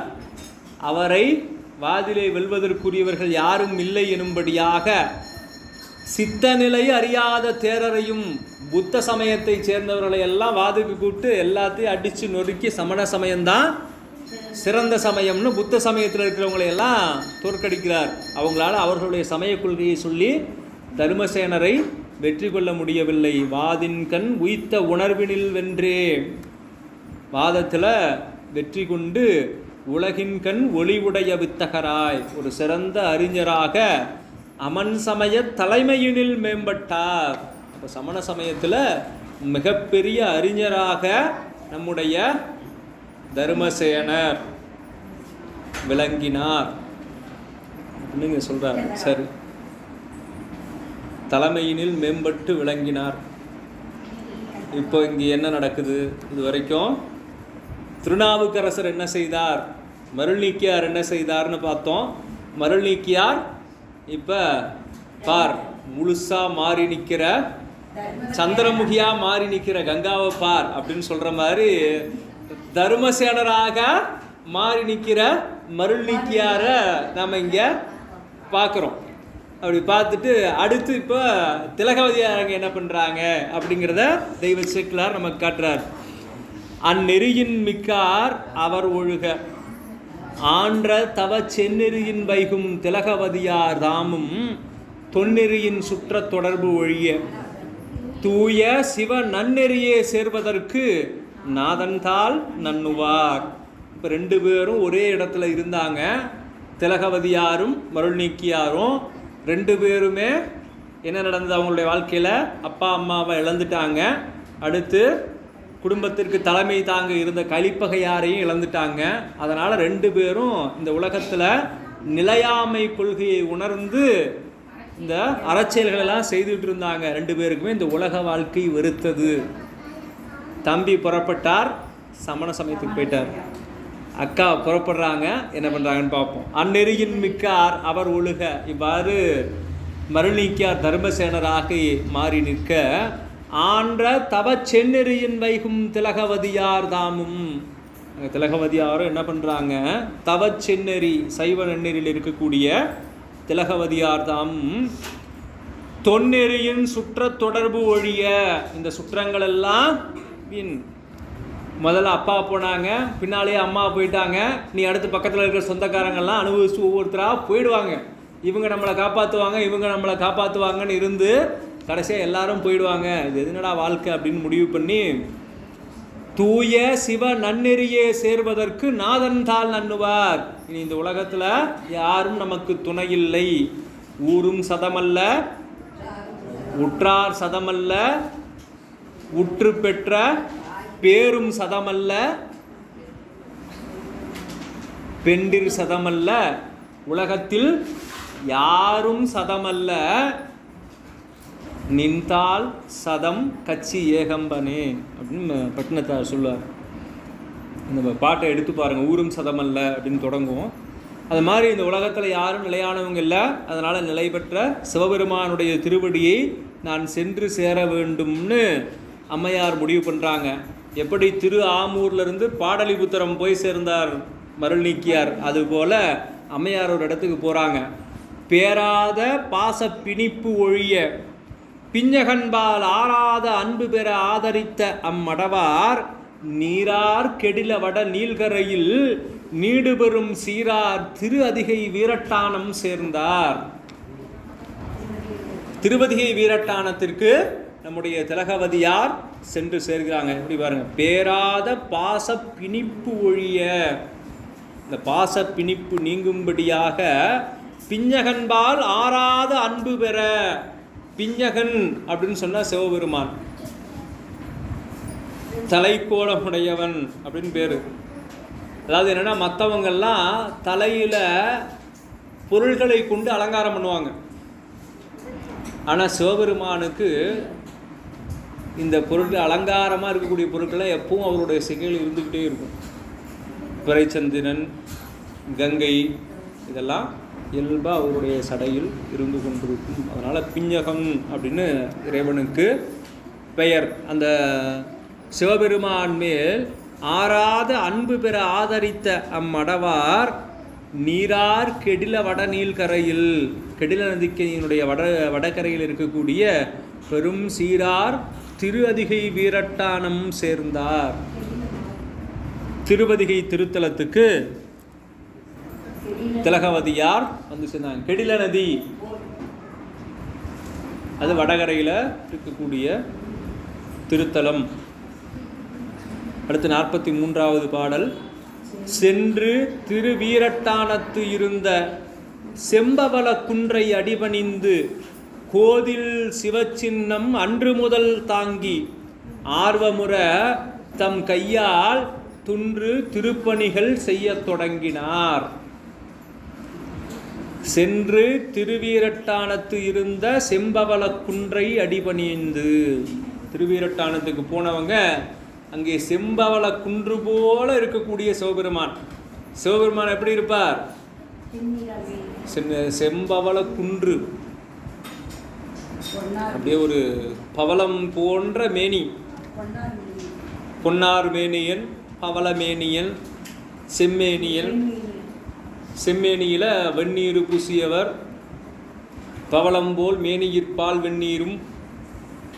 இப்படி இறைவனை நிறைய அந்த சிவந்த நிறத்துக்கு ஓமையாக நிறைய சொல்கிறாங்க. சோதி உருவமாக இருக்கக்கூடிய இறைவன் அப்படி நிறைய சொல்கிறாங்க இல்லையா. அதில் இவர் வந்து செம்பவள குன்று, வெள்ளி வெற்பின் மேல் பவளக்கொடியுடன் விளங்கும் தெல்லு பேரொளி, வெள்ளி வெற்பின் மேல் மரகத கொடியுடன் விளங்கும் தெல்லு பேரொளி பவள வெற்பன அப்படின்னு பின்னால் வரும் ஒரு பாட்டு, அப்புறம் பார்ப்போம். அப்போ செம்பவள குன்று போல இருக்கக்கூடிய சிவபெருமானுடைய அடி பணிந்து, திருவடி பணிந்து, கோதில் சிவச்சின்னம் அன்று முதல் தாங்கி, குற்றமில்லாத சிவச்சின்னம். சிவச்சின்னங்கள் எது? திருநீரும் ருத்ராட்சமும், திருநீரும் புறச்சின்னம், அகச்சின்னம் அஞ்செழுத்து. அவற்றையெல்லாம் தாங்கி, அன்று முதல் தாங்கி ஆர்வமுற தம் கையால் துன்று திருப்பணிகள் செய்ய தொடங்கினார். இங்கே போய் இவங்க தங்களுடைய திருக்கரங்களால் திருப்பணிகளை எல்லாம் செய்கின்றார்கள். என்னென்ன பணின்றத அடுத்து சொல்றார். புலர்வதன் முன் திரு அலகு பணிமாறி புனிரகன்ற நலமலி ஆண் சாணத்தால் நன்கு திருமெழுக்கு இட்டு மலர் கொய்து கொடுவந்து மாலைகளும் தொடுத்து அமைத்து பலர் புகழும் பண்பினால் திருப்பணிகள் பல செய்தார். புலர்வதன் முன் திரு அலகு பணிமாறி கோயிலை கூட்டணுமா? எப்போ கூட்டுறாங்க? புலர்வதன் முன், விடியறதுக்கு முன்னாலேயே கூட்டிடணும். அப்புறம் அதுக்கு அடுத்து புனிர அகன்ற நல்மலி ஆண் சாணத்தால், அங்கே பசுஞ்சாணத்தால் மெழுகி நன்கு திருமெழுக்கிட்டு. ஏன் நன்கு திருமெழுக்கிட்டு? அப்படியே பேரு கடமைக்கு செய்யக்கூடாது. நல்ல நிறைவாக பசுஞ்சாணத்தால் மெழுகி மலர் கொய்து கொடு வந்து மாலைகளும் தொடுத்து, அடுத்து மலர்களை எல்லாம் பறித்து கொண்டு வந்து மாலைகள் தொடுத்து அமைத்து பலர் புகழும் பண்பினால் திருப்பணிகள் பல செய்தார். இதில் எல்லாத்த விட ரொம்ப முக்கியமானது என்ன தெரியுமா? கடைசி அடிதான். பலர் புகழும் பண்பினால் திருப்பணிகள் பல செய்தார். இன்றைக்கி எதையாவது ஒன்று செய்ய போனோம்னா புகழவா செய்கிறாங்க? பலர் புகழும் பண்பு கிடையாது. இதை எதை செய்தாலும் யாராவது ஒருத்தர் குற்றம் சொல்லி கொண்டே இருக்கிறார்கள். அதை சொல்கிற மாதிரி குற்றம் கண்டுபிடித்தே பேர் வாங்கும் புலவர்களும் இருக்கிறார்கள் அப்படின்னு சொல்கிற மாதிரி எதை செய்தாலும் குற்றம். போய் ஒரு பணியை எடுத்து செய்கிறோம்னா அதை ஏன் நீ செய்கிற? அதுதான் நாங்கள் செஞ்சிட்ருக்குறோம்ல, நாங்கள் ஏற்கனவே செஞ்சிட்ருக்குறோம், அதில் வேணால் நீ வந்து சேர்ந்துக்க, நீ தனியாக செய்யக்கூடாது. வேறு ஏதாவது ஒரு பணி செய்கிறோம்னா அது ஏன் இந்த பணிக்கு இடையூறாக அந்த பணி செய்கிற அப்படின்னு ஏதாவது ஒன்று சொல்லிக்கிட்டே இருப்பாங்க. வாழ்ந்தாலும் ஏசும் தாழ்ந்தாலும் ஏசும் வையகம் இதுதானடா. இப்போ நம்ம என்ன செஞ்சாலும் விமர்சனம் பண்ணுறவங்க பண்ணிகிட்டே தான் இருப்பாங்க. கண்ணதாசன் சொல்லுவார், போற்றுவார் போற்றட்டும் தூற்றுவார் தூற்றட்டும், ஏற்றது ஒரு கருத்தை எனது உள்ளம் என்றால் எவர் வரினும் நில்லேன் அஞ்சேன். என் மனசுக்கு சரின்னு பட்டுதுன்னா நான் செஞ்சுட்டு போயிட்டே இருப்பேன். அதை நல்லதுன்னு பாராட்டுறவ சில பேர் இருப்பான், அதை கெட்டதுன்னு ஆமாம் தூற்றுவதற்கு சில பேர் இருப்பான். அதையெல்லாம் கண்டுக்கூடாது. இந்த அப்படியே இந்த வரியை எடுத்து வச்சு தான் பின்னால் பாட்டில் எழுதியிருப்பார். போற்றுவார் போற்றுவதும் தூற்றுவார் தூற்றுவதும் போகட்டும் அப்படின்னு அந்த பாட்டில் எழுதி வச்சிருப்பார். அந்த மாதிரி என்ன செய்கிறாங்க? பலர் புகழும் பண்பினால் திருப்பணிகள் பல செய்தார். இப்போ மக்கள் நல்லவர்களாக இருந்திருக்காங்க, இவங்க செய்கிற பணியை பாராட்டி இருக்கிறார்கள். அடுத்து 45வது பாடல்.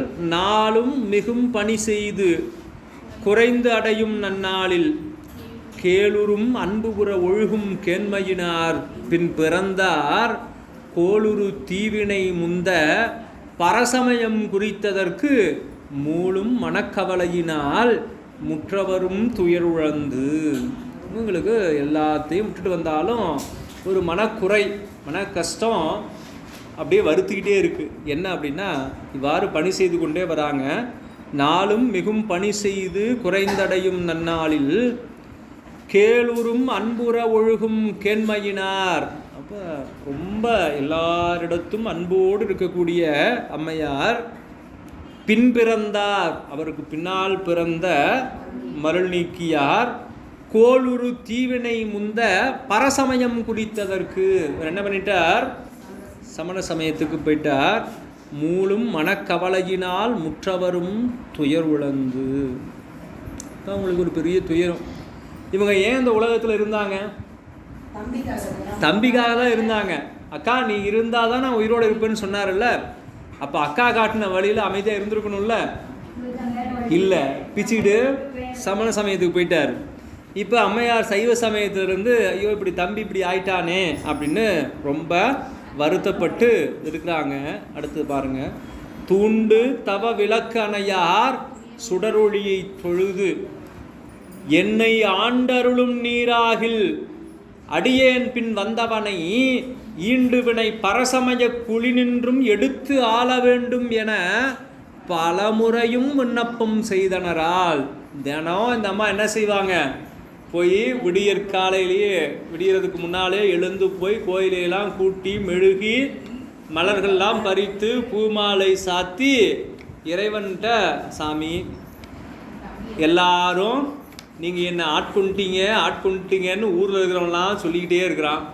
நீங்கள் என்னை ஆட்கொண்டது உண்மையானால் என்னை ஆண்டு அருளும் நீராகில். உண்மையிலே நீங்கள் என்னை ஆட்கொண்டிருக்கிறீர்கள் அப்படின்னா அடியேன் பின் வந்தவனை, எனக்கு பின்னால் வந்தவனாகிய யாரு, அருள் நீக்கியாரா, அவருக்கு என்ன ஆயிட்டாரு, தர்மசேனராக ஆயிட்டாரு. இன்னும் கங்கானே சொல்லிட்டு கூடாது, சந்திரமுதியா ஆகி பல நேரம் ஆகுது.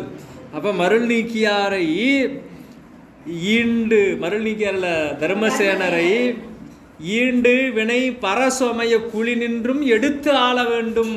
பரசமய வேற்று சமயம், பரசமயம் அப்படின்னு சொன்னால் வேற்று சமயம், சமண சமய குழியிலிருந்தும் எடுத்து ஆள வேண்டும் என பல முறையும் விண்ணப்பம் செய்தனரால். ஒரு முறை ரெண்டு முறை இல்லை, பல முறை. இன்னைக்கு ஒரு ஜோசியர் கூப்பிட்டு ஒரு 3 வாரம் இந்த கோயிலுக்கு போயிட்டு வாங்க அப்படின்னா, 3 வாரமா? அவ்வளோ நாள்லாம் போக முடியாதுங்க. வேறு ஏதாவது ஷார்ட்கட் இருந்தால் சொல்லுங்கள்.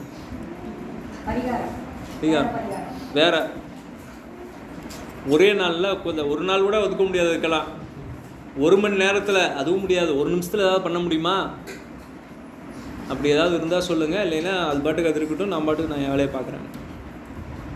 அப்படியாவது இருக்கிறாங்களான்னா இல்லை. உடனே என்ன, இந்த கோயிலுக்கு போய் சரி வரலையா, உடனே அந்த கோயிலுக்கு போ. அதுவும் சரியில்லையா, அடுத்து இன்னொரு கோயிலுக்கு போ. ஒரே நாள் நாம் போய் வேணும்னா சாமியை கூரையை பிச்சுட்டு கொட்டிடணும், இல்லைன்னா சாமியை மாற்றிட்டே ஒரு. அதனால தான் ஒரே இறைவனை தொழ வேண்டும்னு நமக்கெல்லாம் அருளாளர்கள் காட்டுறது. இப்படி மாறிக்கிட்டே இருந்தீங்கன்னா உங்களால் வழிபாட்டிலையும் மனசு ஒன்றாது, இறைவன் மேலேயும் மனசு ஒன்றாது. அதனால தான் ஒரு தெய்வ கோட்பாடு, ஓரிரை கோட்பாடு, இறைவனை முழுமுதற் கடவுளாக ஒருவனை ஏற்றுக்கொண்டு வழிபாடு செய்வது யாராக வேணாலும் இருக்கலாம். அது அவர்களுடைய தகுதியையும் அவர்களுடைய பக்குவத்தையும் பொறுத்து அது யாராக வேண்டுமானாலும் இருக்கலாம். அப்படி ஒரு தெய்வ வழிபாட்டில் நில்லுங்கன்னு சொல்கிறாங்க.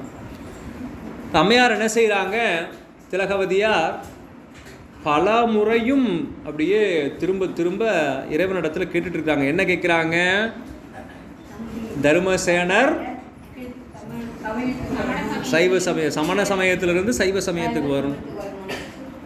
அடுத்து கேட்டுகிட்டே இருக்காங்க.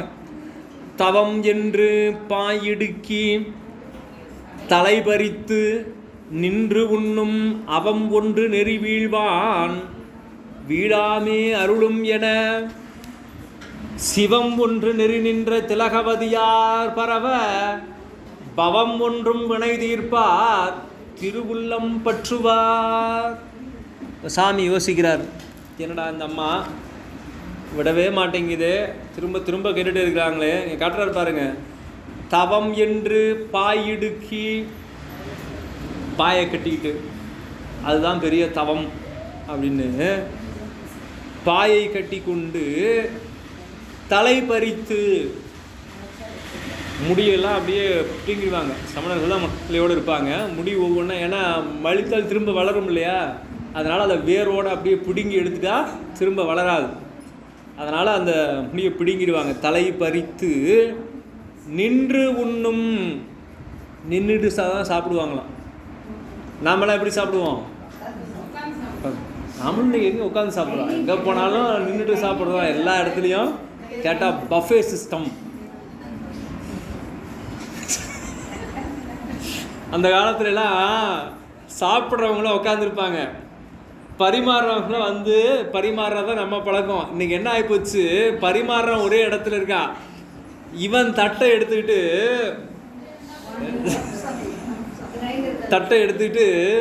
அரிசியாக போய் பரிமாற, அது இன்னைக்கு வந்து பஃபே சிஸ்டம் வச்சாதான் இன்னைக்கு கௌரவம்னு நினைக்கிறாங்க. அது கௌரவம் இல்லை, உட்கார வச்சு சாப்பாடு போடுறது தான் கௌரவம்.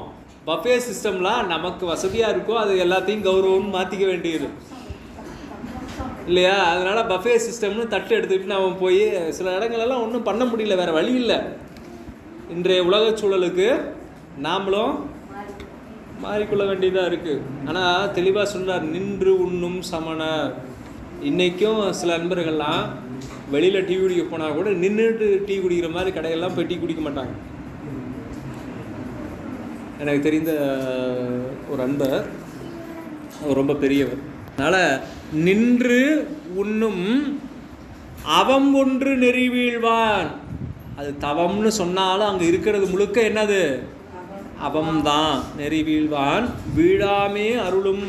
அவர் அந்த நெறியிலேயே வீழ்ந்து கிடக்காமல் நீங்கள் அருள வேண்டும்னு நாள்தோறும் பெருமானிடத்தில் கேட்டுக்கொண்டே இருக்கிறார்கள். சிவம் ஒன்றும் நெறி நின்ற திலகவதியார் பரவ. எப்போதும் சிவத்தையே சிந்தித்து கொண்டிருக்கக்கூடிய திலகவதியார் இவ்வாறு வேண்டுகோள் வைத்தவுடனேயே பவம் ஒன்றும் வினை தீர்ப்பார். பவம்னா பிறவி. நாம் செஞ்ச வினையால் தான் நமக்கு பிறவி வருது. அப்படிப்பட்ட வினையை தீர்க்கக்கூடியவராகிய சிவபெருமான் திருவுள்ளம் பற்றுவார். அவர் நினைக்கிறார். என்ன நினைக்கிறார்?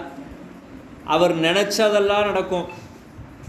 ஏற்கனவே என்னென்ன நினைச்சார் முதல்ல இருந்து ரிவிஷன் பண்ணோம்னா தெரியும் என்ன நினைச்சார் அப்படின்னு. இறைவன் என்னென்ன நினைத்தார், அதெல்லாம் எப்படி நடந்தது அப்படிங்கிறத அடுத்த வகுப்பில் எழுதிட்டு வாங்க, பார்ப்போம். இறைவன் என்னென்னலாம் நினைச்சார், அது எப்படியெல்லாம் நடந்தது அப்படின்னு. இதுதான் இந்த மாதத்திற்கான அசைன்மெண்ட், ஹோம்ஒர்க், வீட்டு பாடம் எப்படி வேணாலும் எடுத்துக்கலாம். அடுத்த முறை நம்ம வகுப்பில் வரும்போது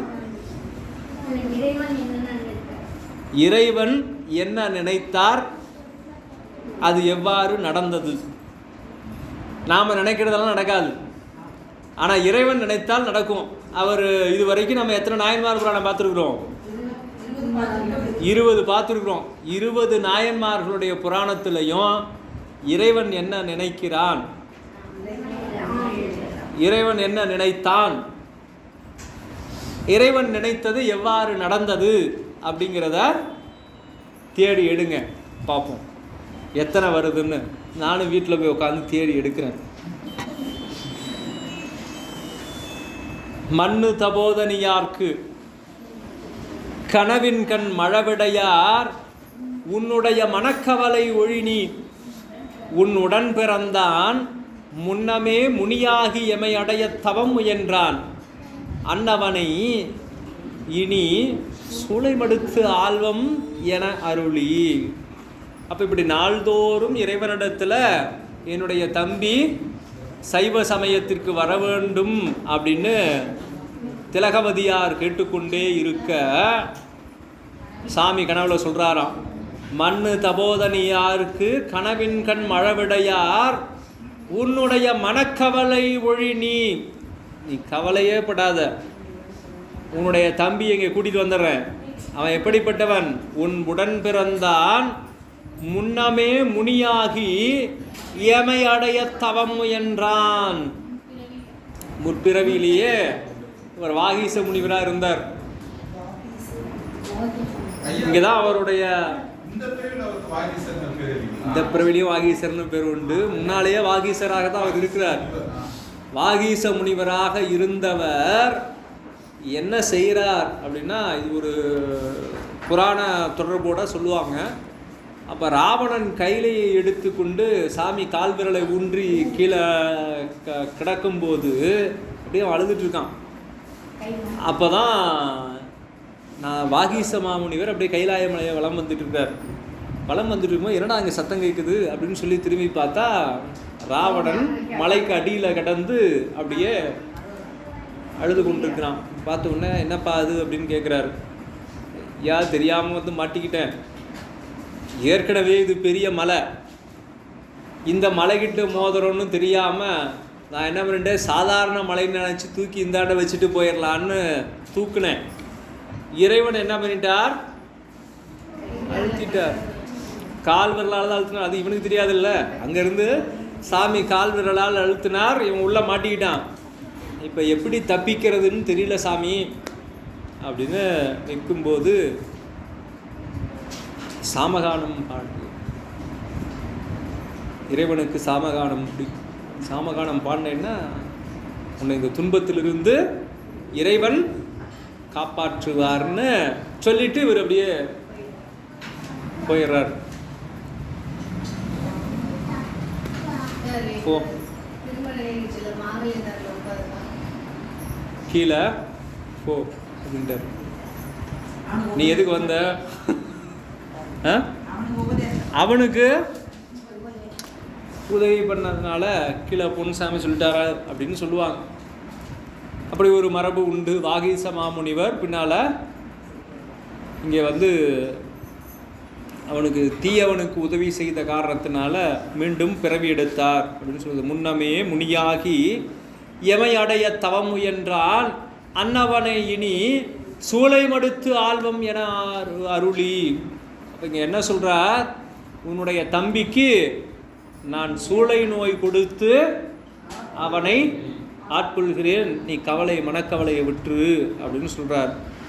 இப்போ தினந்தோறும் விடிவதற்கு முன்னால் எழுந்து இத்தனை தொண்டுகளையும் செய்து வந்த திலகவதியாக இருக்கே, சாமி கனவுல தான் வராரு அப்படின்னு சொன்னால் காலையில் 8-8:30 எழுந்திரிச்சு பல்லு கூட விளக்காமல் 10 டம்ளர் காப்பியை குடிச்சு டீயை குடிச்சு எல்லாம் குடிச்சு முடிச்சுட்டு பேருக்கு சாமிகிட்ட போய் பூசைன்னு ஒன்று பண்ணிட்டு வர நமக்கு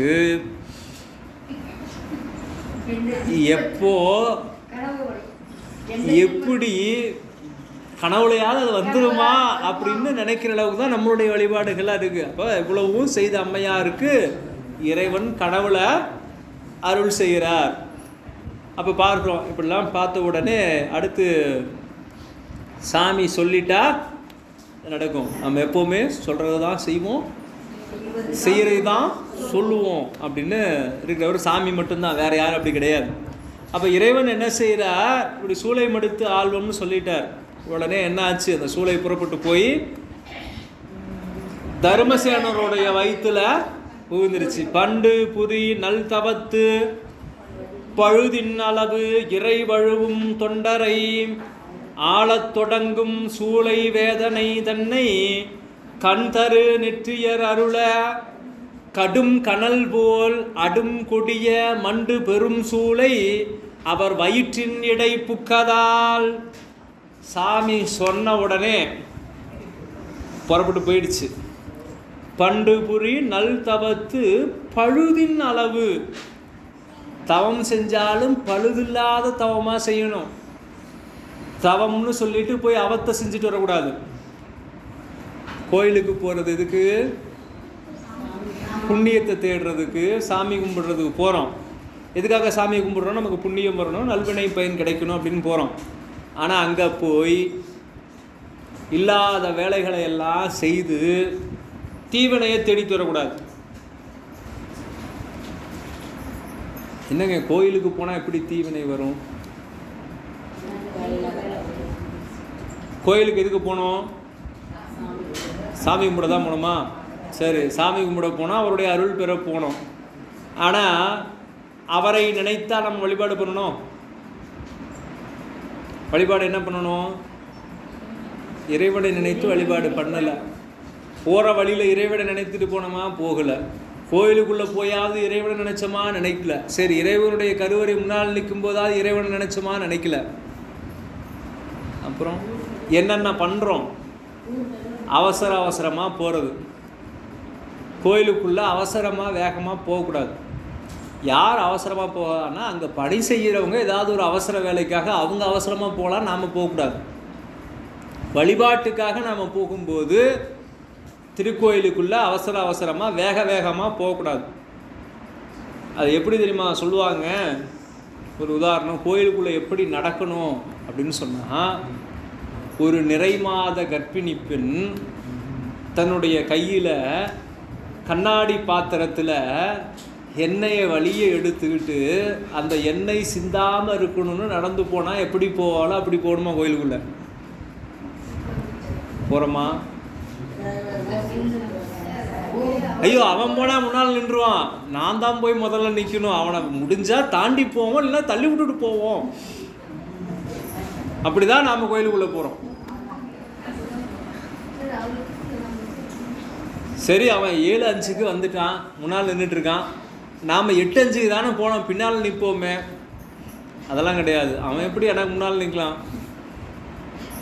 அவனை போய் இழுத்து தள்ளி கேட்டை உடச்சி, இல்லைன்னா ஏதாவது கேட்டு போட்டிருந்தாங்க அது மேலே ஏறி குதித்து சண்டை போட்டு, முன்னால் இருக்கிற அந்த மன்னன் படத்தில் 2 பேரும் டிக்கெட் வாங்குவாங்களே, அது மாதிரி தான் கோயிலில் போய் சாமியை பார்க்குறது.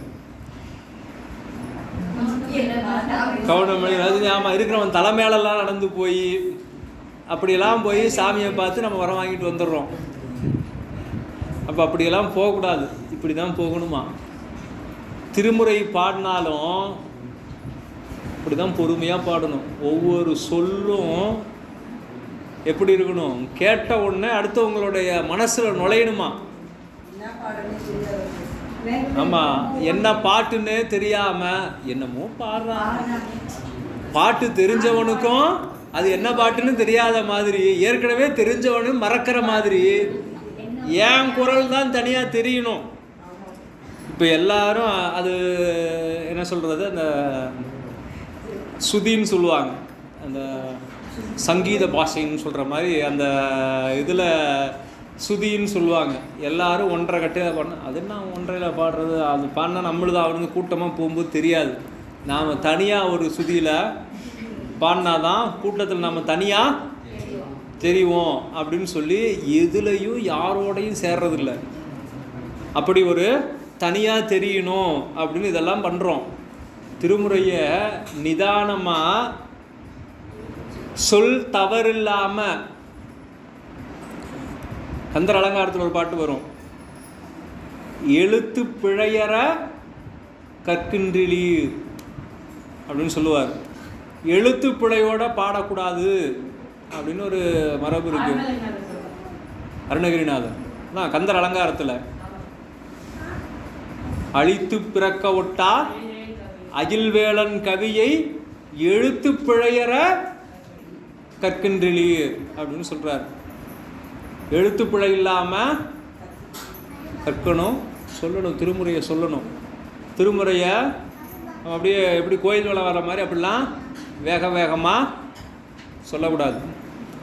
அப்போ திருமுறையை நிறுத்தி நிதானமாக அதை இறைவன் கேட்டுக்கொண்டிருக்கிறார் அப்படிங்கிற நினைப்போட பாடணுமா. இப்போ யோசிச்சுக்கங்க, இந்த பாட்டை கேட்குறார், யார் கேட்குறா? இறைவன் கேட்குறான். அதோட தான் நம்ம எடுத்துக்கிறது இல்லையே. இளையராஜா கேட்குறார், இதை கேட்டுட்டு நமக்கு அடுத்து பாடுறதுக்கு சான்ஸ் கொடுக்க போகிறார். அப்போ அவர் முன்னால் எப்படி என்னுடைய திறமை பார்த்தீங்களா, எல்லாரும் காவை இப்படி சொன்னால் நான் அப்படி சொல்லணும்னா சொல்லுவோம். சுதி சுத்தமாக எப்படி பாடுறோமோ அப்படி பாடணும். அதை ஒருத்தர் பாடி வச்சிருக்காரு, எப்படி பாடினரோ அடியார் அப்படி பாடிட ஆசை கொண்டேன், ஆசைப்பட்டேன் ஆசை கொண்டேன் அப்படின்னு பாடியிருக்காங்க இல்லையா. அந்த மாதிரி எதை செய்தாலும் சரியாக செய்யணும். அப்போ என்ன செய்கிறாங்க, இப்படியெல்லாம் வழிபாடு செய்த அம்மையாருக்கு சாமி கனவுல தான் அருள் செய்கிறார். அப்போ நமக்கு இப்போ பண்டுபுரி நல் தவத்து பழுதின் அளவு இறைவழுவும் தொண்டரை ஆளத் தொடங்கும் சூளை வேதனை. சூளையை பார்த்து கண் தெரு நெற்றியர் அருள, நெற்றிக்கண்ணை உடைய சிவபெருமான் நீ போய் தர்மசேனரை பிடிச்சு ஆமாம் அப்படின்னு அனுப்புகிறார். அப்படி அனுப்பிய உடனேயே கடும் கனல் போல் அடும் கொடிய மண்டு பெரும் சூளை அவர் வயிற்றின் இடை புக்கதால் உடனே போய் உள்ளே புகுந்தது சூளை நோய். அடுத்த 50வது பாடல் பாருங்க.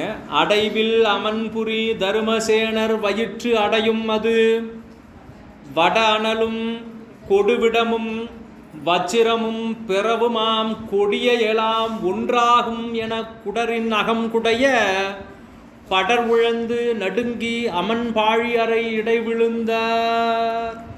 அப்படி வந்து சூளை நோய் உள்ளே புகுந்து தான் அது எப்படி இருந்தது அப்படின்னா வட அனலும் வடவாக்கினி அப்படின்னு ஒரு அக்னி இருக்குது. வடமுகாக்கினி வடவாக்கினி அப்படின்னு சொல்லுவாங்க. அந்த அக்னி என்னன்னா, சாதாரண அக்னி என்ன பண்ணுவோம், நெருப்பு லேசாக சுடும் இல்லை, தண்ணி ஊற்றுனா அணைஞ்சிரும். தண்ணி ஊற்றுனா என்ன ஆகும், அணைஞ்சிரும். சரிங்க, நம்ம அடுப்பில் இருக்கிற நெருப்பு தண்ணி ஊற்றுனா அணைஞ்சிரும். வீடே பற்றிட்டு எரியுது, தண்ணி ஊற்றுனா அணையுதா? தனியாக ஃபயர் சர்வீஸ்னு ஒன்று வர வேண்டியதாக இருக்குது, தீயணைப்பு வண்டி. வண்டியில் இருக்கிற தண்ணி பூரா அடித்தாதான் அது அணையுது. அப்படி இந்த வடவாக்கினிங்கிறது இந்த உலகத்தில் இருக்கிற ஒட்டுமொத்த தண்ணீரையும் உறிஞ்சிடும். எது அதிகமாக இருக்கோ அதுதான் நிலச்சிருக்கும். தீயும் தண்ணியும் வச்சோம்னா, தண்ணி அதிகமாக இருந்ததுன்னா நெருப்பு அணைஞ்சிரும். தண்ணி குறைவாக இருந்ததுன்னா நெருப்பு தண்ணீரை காய்ச்சி ஆவியாக்கிடும். இந்த வடமுக அக்னின்னு சொல்லக்கூடிய அக்னி எல்லா நீரையும் உறிஞ்சி எடுத்துடும். அப்போ கடலையே ஒட்டுமொத்தமாக உறிஞ்சி எடுக்கக்கூடிய வடவாக்கினி ஒருத்தர் வயிற்றுக்குள்ளே நுழைஞ்சா வட அனலும் கொடுவிடமும், கொடிய விஷம், அந்த விஷமும் வஜ்ரமும், வஜ்ராயுதம்னு ஒன்று இருக்குது, இந்திரனுடைய கையில் இருக்கும். அந்த வஜ்ராயுதமும் பிறவுமாம் கொடிய எல்லாம், இன்னும் என்னென்ன உலகத்தில் இதை தவிர அடுத்து வேறு எதுவுமே இல்லைன்னு சொல்லக்கூடிய கொடிய ஆயுதங்கள் இருக்கோ அத்தனையும் ஒன்றாகும் என குடரின் அகம் குடைய, அப்படியே வயிற்று வலி பெருகி நிற்க படர் உழந்து நடுங்கி அமன் பாழி அறை இடை விழுந்தார். அப்படியே இது வரைக்கும் திடமாக இருந்த தர்மசேனர் இங்கே சூளை நோய் போன உடனே வலி தாங்க முடியாமல் கீழே விழுந்துட்டார். அடுத்து அச்சமயத்து இடைத்தா முன் அதிகரித்து வாய்த்து வரும் விச்சைகளால் தடுத்திடவும் மேன்மேலும் மிக முடுகி உச்சமுற வேதனை நோய் ஓங்கி எழ அங்கு அவர்தாம் நச்சரவின் விடம் தலை கொண்டு என மயங்கி நவையுற்றார். இந்த விஷம் பாம்பு காலில் தானே கடிக்குது, அந்த விஷம் தலைக்கு ஏறினா ஆள்காலி. அப்போ அதுக்காக தான் என்ன பண்ணுறாங்க, பாம்பு கடிச்ச இடத்துல உடனே ஒரு கட்டு போடுங்க அப்படின்னு சொல்கிறது அதுக்காக தான். இரத்த ஓட்டம் வேகமாக தலைக்கு ஏறக்கூடாது. அப்படி அது வந்து அப்பூதியடிகள் புராணம் பார்க்கும்போது பார்த்துட்டோமா, அப்பூதியடிகள் புராணம் கேட்டேன். சில பேர் ஏற்கனவே புராணம் முழுக்க படித்து வச்சுட்டு ஐயா அது அப்போவே பார்த்துட்டோங்க ஐயா அப்படின்னு நமக்கு சொல்லுவாங்க. அது மாதிரி அப்பூதியடிகள் புராணத்தில் வரும், நம்ம இப்போ வரும்போது விரிவாக பார்ப்போம். நம்முடைய உடம்பில் ரத்தம் இருக்கு இல்லையா, உடம்புல எல்லா பாகத்துலேயும் இருக்கக்கூடிய ரத்தம் என்ன செய்யும், இதயத்துக்கு போகும். போயிட்டு திரும்ப மறுபடியும் அதே இடத்துக்கு வரும். இது மாதிரி வந்தால் ஒரு சுத்து. இது மாதிரி ஒவ்வொரு முறையும் ரத்தம் போயிட்டு வரும். அது போயிட்டு வர்றதுக்கு ஒரு குறிப்பிட்ட நேரம் எடுத்துக்கும், ஒவ்வொருத்தருடைய உடல்நிலையை பொறுத்து. நம்ம என்ன பண்ணுவோம், நடந்தாலும் வேகமாக ஓடுனா என்ன ஆகும்னா அந்த ரத்தம் வேகமாக சுடும், வேகமாக இதயத்துக்கு போயிட்டு திரும்ப கடிப்பட்ட இடத்துக்கு வந்துடும். அது மாதிரி 7 முறை நம்முடைய உடம்புக்கு ரத்தம் இதயத்துக்கு போயிட்டு திரும்ப கடிப்பட்ட இடத்துக்கு வந்துச்சுன்னா டக்குன்னு மேலே பெரிய விடம் ஆளை கொன்றும். பாம்பு கடித்து குழச்சிக்கிட்டான் அப்படின்னா பாம்பு கடித்த உடனே பார்த்துருப்பாங்க, உடம்புல அந்த 7 ரவுண்டு போயிட்டு வர்றதுக்குள்ளே மருத்துவமனைக்கு போனால் தப்பிச்சிடலாம். இல்லை அப்படின்னு சொன்னால் முடிஞ்சிடும். அது பாம்பினுடைய விஷத்துடைய தன்மையை பொறுத்து. எல்லா பாம்புக்கும் ஒரே அளவு விஷம் இருக்காது. விஷமுள்ள பாம்பாக இருந்தாலும் ஏற்கனவே 2-3 பேரை கடிச்சு வச்சுருந்ததுன்னா உடனே ஒரே நாளில் அதுக்கு விஷம்லாம் க்ரியேட் ஆகாது. திரும்ப மீள் உருவாக்கம் செய்கிறதுக்கு சில காலம் பிடிக்கும். அந்த காலத்துக்கு இடையில் யாரையாவது ஒருத்தரை கடித்தாலும் அவர் சீக்கிரமாக இறந்து போக மாட்டார், அவரையும் காப்பாற்றலாம். இப்படி அந்த பாம்பு கடித்தவங்களை காப்பாற்றல நிறைய என்ன சொல்கிறது வாய்ப்புகள் இருக்குது அவரை காப்பாற்றுறதுக்கு. அந்த வாய்ப்புகளாக இல்லாதவங்க தான் கடைசியாக இறந்து போவாங்க. அப்போ இது என்ன பண்ணுறார், நச்சு அரவின் விடம் தலை கொண்டு என மயங்கி நவை உற்றார். அவர் என்ன செய்கிறார், இந்த சமண சமயத்துக்கு வந்த உடனேயே சில மந்திரங்கள், ஏற்கனவே அந்த நூல்களை எல்லாம் கற்றுட்டார் இல்லையா, சில மந்திரங்களை சொல்லி இந்த நோயெல்லாம் தீர்க்கக்கூடிய மந்திரம் இது அதுன்னு நிறையா சொல்லி கொடுத்தாங்க. அதையெல்லாம் முயற்சி பண்ணுறார். அப்படி பண்ணின பிறகும் வாய்த்து வரும் விச்சைகளால் தடுத்திடவும் அதெல்லாம் அந்த சொல்லி முயற்சி பண்ணுறார். மேன்மேலும் மிக முடுகி அப்படி சொன்ன உடனேயே என்ன ஆகுது, குறையாமல் அதிகமாகுது. மருந்து சாப்பிட்டும் நோய் தீராமல் அதிகமாக மாதிரி அப்படி அவர் தடுக்க முயற்சி பண்ணுறார். அதை தாண்டி வேகமாக வருது. உச்சம் உற, ரொம்ப உச்சத்துக்கு போயிடுச்சு. வேதனை நோய் ஓங்கி ஏழ ஆங்கு அவர்தாம் நச்சு அரவின் விடம் தலை கொண்டு என மயங்கி நவையுற்றார். அப்படியே மயங்கி விழுந்துட்டார். அடுத்து 52வது பாடல். அவர் நிலைமை கண்டதன் பின் அமன் கையர் பலர் ஈண்டி கவர்கின்ற விடம்போல் முன் கண்டறியா கொடும் சூளை இவர் தமக்கு வந்தது. இனி யாது செயல் என்று அழிந்தார் தவமென்று வினைபெருக்கி சார்வல்லா நெறி சார்வார். இதை பார்த்த உடனே அருகில் இருக்கக்கூடிய மற்ற சமணர்கள் எல்லாம் அப்படி வந்து எப்படியாவது காப்பாற்றிடலான்னு பார்க்குறாங்க. அப்படி பார்க்கும்போது பலர் இண்டி அப்போ ஒரு முடிவுக்கு வராங்க, இது ஏன் வந்தது எப்படி வந்ததுன்னு தெரியல. ஆனால் இவர் துடிக்கிறத பார்த்தா கவர்கின்ற விடம் போல் முன் கண்டறியா கொடும் சூளை இவர் தமக்கு வந்தது. இவருக்கு சூளை நோய் வந்துருச்சு. இனி யாது செயல் என்று அழிந்தார். இனி என்ன பண்ணுறது அப்படின்னு யோசிக்கிறாங்க. தவம் என்று வினைபெருக்கி சார்பல்லா நெறி சார்வார். தவம்னு சொல்லிக்கொண்டு அவத்தை செய்து வரக்கூடிய இந்த சமணர்கள் அப்படின்னு இங்கே காட்டுகின்றார். அடுத்த 53வது பாடல். புன்தலை வன்முருட்டு அமணர் புலர்ந்து செயலறியாது குண்டிகை நீர் மந்திரித்து குடிப்பித்தும் தனியாமை கண்டு மிக பீடிகொடு காலளவும் தடவிடவும் பண்டையினும் நோவு மிக பரிபவத்தால் இடருழந்தார். புன்தலை வன்முருட்டு அமணர், முரடர்களாக இருக்கக்கூடிய புன்தலை, இந்த முடியை பிடுங்கினாங்க இல்லையா, தலையை அப்படி கொத்து கொத்தாக முடியை பறித்ததனால் உள்ள அந்த தலை. இன்னொன்று புன்தலை அப்படிங்கிறது வந்து ஒரு நல்ல மூளை இல்லாத தலை. ஏன் நல்ல மூளை இருந்தால் இவங்க ஏன் இப்படி வராங்க அப்படின்னு சொல்கிறாங்க. இன்றைக்கி வேறு இதுக்கெல்லாம் பயன்படுத்திகிட்டு இருப்பாங்க. அப்படிப்பட்ட அந்த சமணர்கள் புலர்ந்து செயலறியாது, என்ன செய்கிறதுனே தெரியாமல், இப்போ திடீர்னு ஒரு ஆபத்து வந்துச்சுன்னா நம்மளாம் திகைச்சு போயிடுவோம் இல்லையா, அப்படி திகைத்து போய் என்ன செய்கிறதுன்னு தெரியாமல் இருக்காங்க. அதுக்கப்புறம் குண்டிகை நீர் மந்திரித்து குடிப்பித்தும், அவங்க எப்போவுமே கையில் ஒரு கமண்டலம் வச்சுட்டு அதில் தண்ணி வச்சுருப்பாங்க. ஏன்னா அவங்கள மந்திரங்கள் எல்லாம் நீரால் இயங்கக்கூடியதுன்னு சொல்லிட்டு அந்த நீரை வைத்து கொண்டு அதில் அதை மந்திரித்து அந்த தண்ணியை கொடுக்குறாங்க. மந்திரித்து கொடுத்த உடனே நோய் தீர்ந்துடும் அப்படின்னு சொல்லி கொடுக்குறாங்க. மந்திரித்து குடிப்பித்தும் தனியாமை கண்டு. அப்புறம் அதுக்கடுத்து தீரலை, மந்திரிச்ச நீர் கொடுத்தும் தீரலை. உடனே என்ன பண்ணுறாங்க, பீலி கொடு காலளவும் தடவிடவும். உடனே உங்களுடைய மந்திரத்தை சொல்லிட்டு அப்படியே தலை முதல்ல கால் வரை அப்படியே தடவி விடுறாங்க. மயிலிற கால பீலி கொடு காலளவும் தடவிடவும் பண்டையினும் நோவு மிக பரிபவத்தால் இடருழந்தார். முன்னை விட அதிகமாகுது. ஐயோ இவனுக்கு கம்முனை விட்டாலும் பரவாயில்ல. சில ரொம்ப நோய் அதிகமாகிடுச்சுன்னு வச்சுக்கோங்க, டாக்டர் ஏதாவது ஒன்று பண்ணார்னா டாக்டர் மேலே கடுப்பாயிரும் நமக்கு. இவன் கம்முன்னு இருந்தாலாவது எனக்கு வந்து நோய் கொஞ்சமாக இருக்கும், இவன் எதையோ கொடுத்து இருக்கிறதையும் சேர்த்து கிளப்பி விட்றானே. ஒரு படத்தில் இருக்கு, இந்த ஊசி போட்டால் சரியாயிருமா, இல்லை இனிமேல் தான் அதிகமாகும், அப்போ தான் என்னன்னு கண்டுபிடிக்க முடியும் அப்படின்னு சொல்லி கொடுக்குற மாதிரி அந்த நோயினுடைய தாக்கம் யார் எது செஞ்சாலும் கோபமாக வரும்.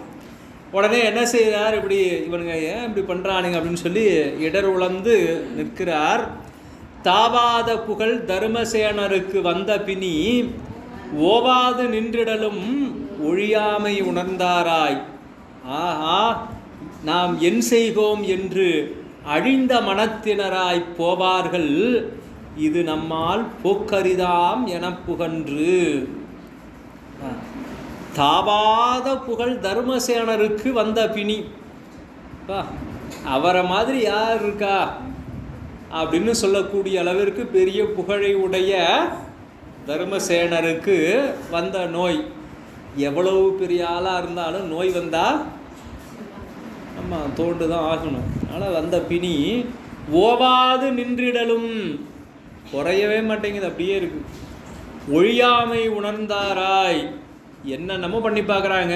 மந்திர நீர் கொடுத்தாச்சு, மயிலிறகால தடவியாச்சு, இன்னும் என்னென்னமோ பண்ணி பார்க்குறாங்க, ஒன்றும் வேலைக்காகலை. ஒழியாமை உணர்ந்தாராய் நாம் என் செய்கோம், இனிமேல் என்ன பண்ணுறது, நமக்கு தெரிஞ்ச எல்லாத்தையும் பண்ணியாச்சு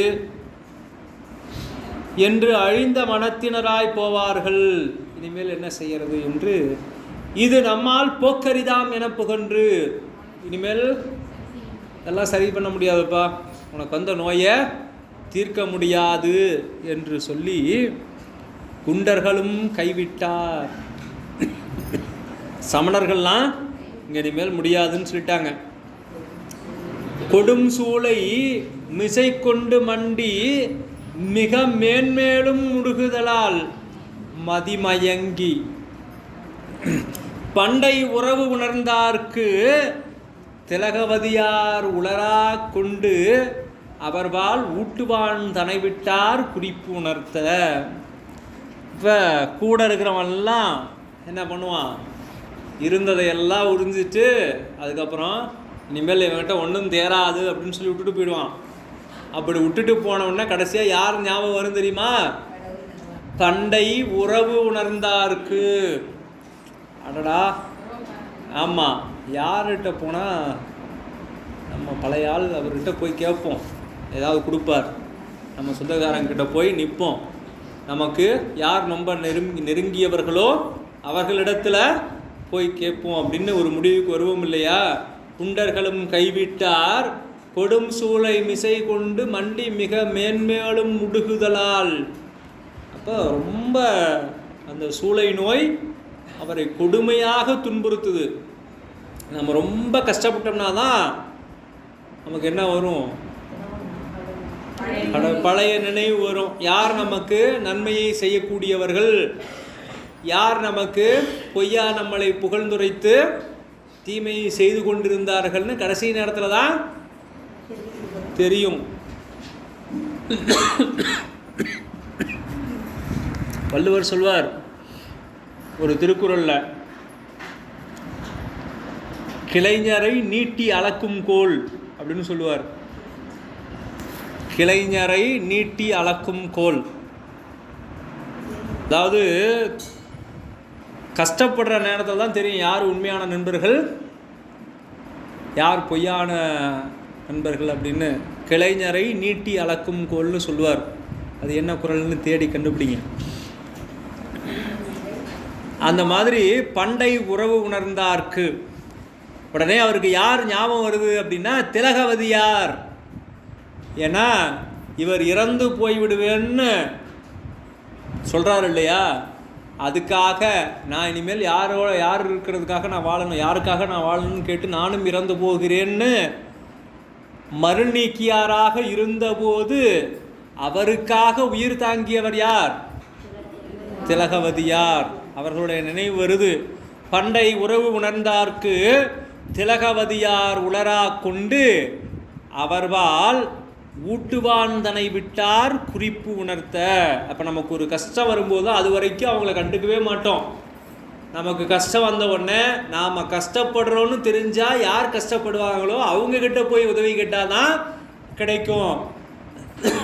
அப்போ இறந்து போகணும்னு முடிவெடுத்த போதும் நாம் உயிரோடு இருக்க வேண்டும் என்பதற்காக தான் இறந்து போகாமல் இந்த உலகத்திலே வாழ்ந்து வந்தவராகிய திலகவதியார் இருக்கிறார், அவர்தான் நமக்கு உதவ முடியும் என்று நினைத்து அவரிடத்தில் இருக்கக்கூடிய அந்த சமையல்காரனை அவர்பால் ஊட்டுவான் தனை விட்டார் குறிப்பு உணர்த்த. இப்போ இங்கே எனக்கு ரொம்ப கடுமையான நோய்வாய்ப்பட்டு இருக்கிறேன், என்னை இந்த நோயிலிருந்து காப்பாற்றுறதுக்கு அவங்க ஒருத்ததான் இருக்காங்க. ஏன்னா சொல்லுவாங்க இல்லையா, இன்றைக்கும் மருத்துவ புத்தகத்தில் கையெழுத்து யார் போடணும், யார் நெருங்கிய உறவினரோ அவர் தான் கையெழுத்து போட்டு ஆப்ரேஷன்னா கையெழுத்து போட்டோன்னா ஆப்ரேஷன் பண்ணுறாங்கன்னா என்ன அர்த்தம்? எது நடந்தாலும் என்ன கேட்கக்கூடாது, நீ தான் பொறுப்புன்னு அர்த்தம். அப்போ கடைசியாக யார் இருக்கிறாங்களோ நெருங்கிய உறவினரோ அவர் தான் அதை கையெழுத்து போடணுங்கிற மாதிரி தான். கடைசியாக இவருக்கு யார் எல்லாம் சுற்றாரு, எல்லாத்தையும் விட்டாச்சு, அப்பா அம்மாவும் இல்லை, நீ யார் அக்கா மட்டும்தான் இருக்கிறாங்க அப்படிங்கிற நினைவு திலகவதியாருடைய நினைவு வர இப்போ அங்கே போய் திலகவதியார் அக்கா இருக்கிறாங்க, அவங்கள போய் பார்த்து நீ இந்த நிலைமையை சொல்வாயாக அப்படின்னு தருமசேனர் என்ன பண்ணுறார்? தன்னுடைய சமையல்காரனை திலகவதியாரை பார்த்து வர சொல்லி இந்த தகவலை சொல்லி வர சொல்லி அனுப்புகின்றார் அப்படின்னு 55வது பாடலோட நாம் இன்றைய வகுப்பை நிறைவு செய்து கொள்ளலாம், பெரிய புராண வகுப்பை. அடுத்து அவன் அங்கே போனானா, திலகவதியாரை பார்த்தானா, திலகவதியாரிடத்தில் சொன்னானா, திலகவதியார் என்ன செய்தார் அப்படிங்கிறதையெல்லாம் அடுத்து வரக்கூடிய வகுப்புகளில் நாம் சிந்திக்கலாம் என்று சொல்லி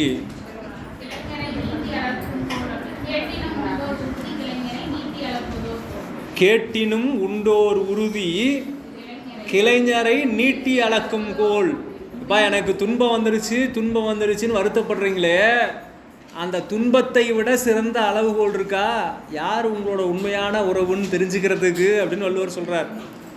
அப்போ இது வரைக்கும் ஐயா தருமசேனரே நீங்கள் எவ்வளோ நல்லவர் வல்லவர்னு பக்கத்திலே இருந்து அவர் கற்ற அறிவை கொண்டு அவர் அடைந்த புகழை கொண்டு இவர் தான் எங்கள் சமய தலைவர்னு சொல்லி அதையெல்லாம் அனுபவித்து வந்த அந்த சமணர்கள்லாம் என்ன பண்ணிட்டாங்க?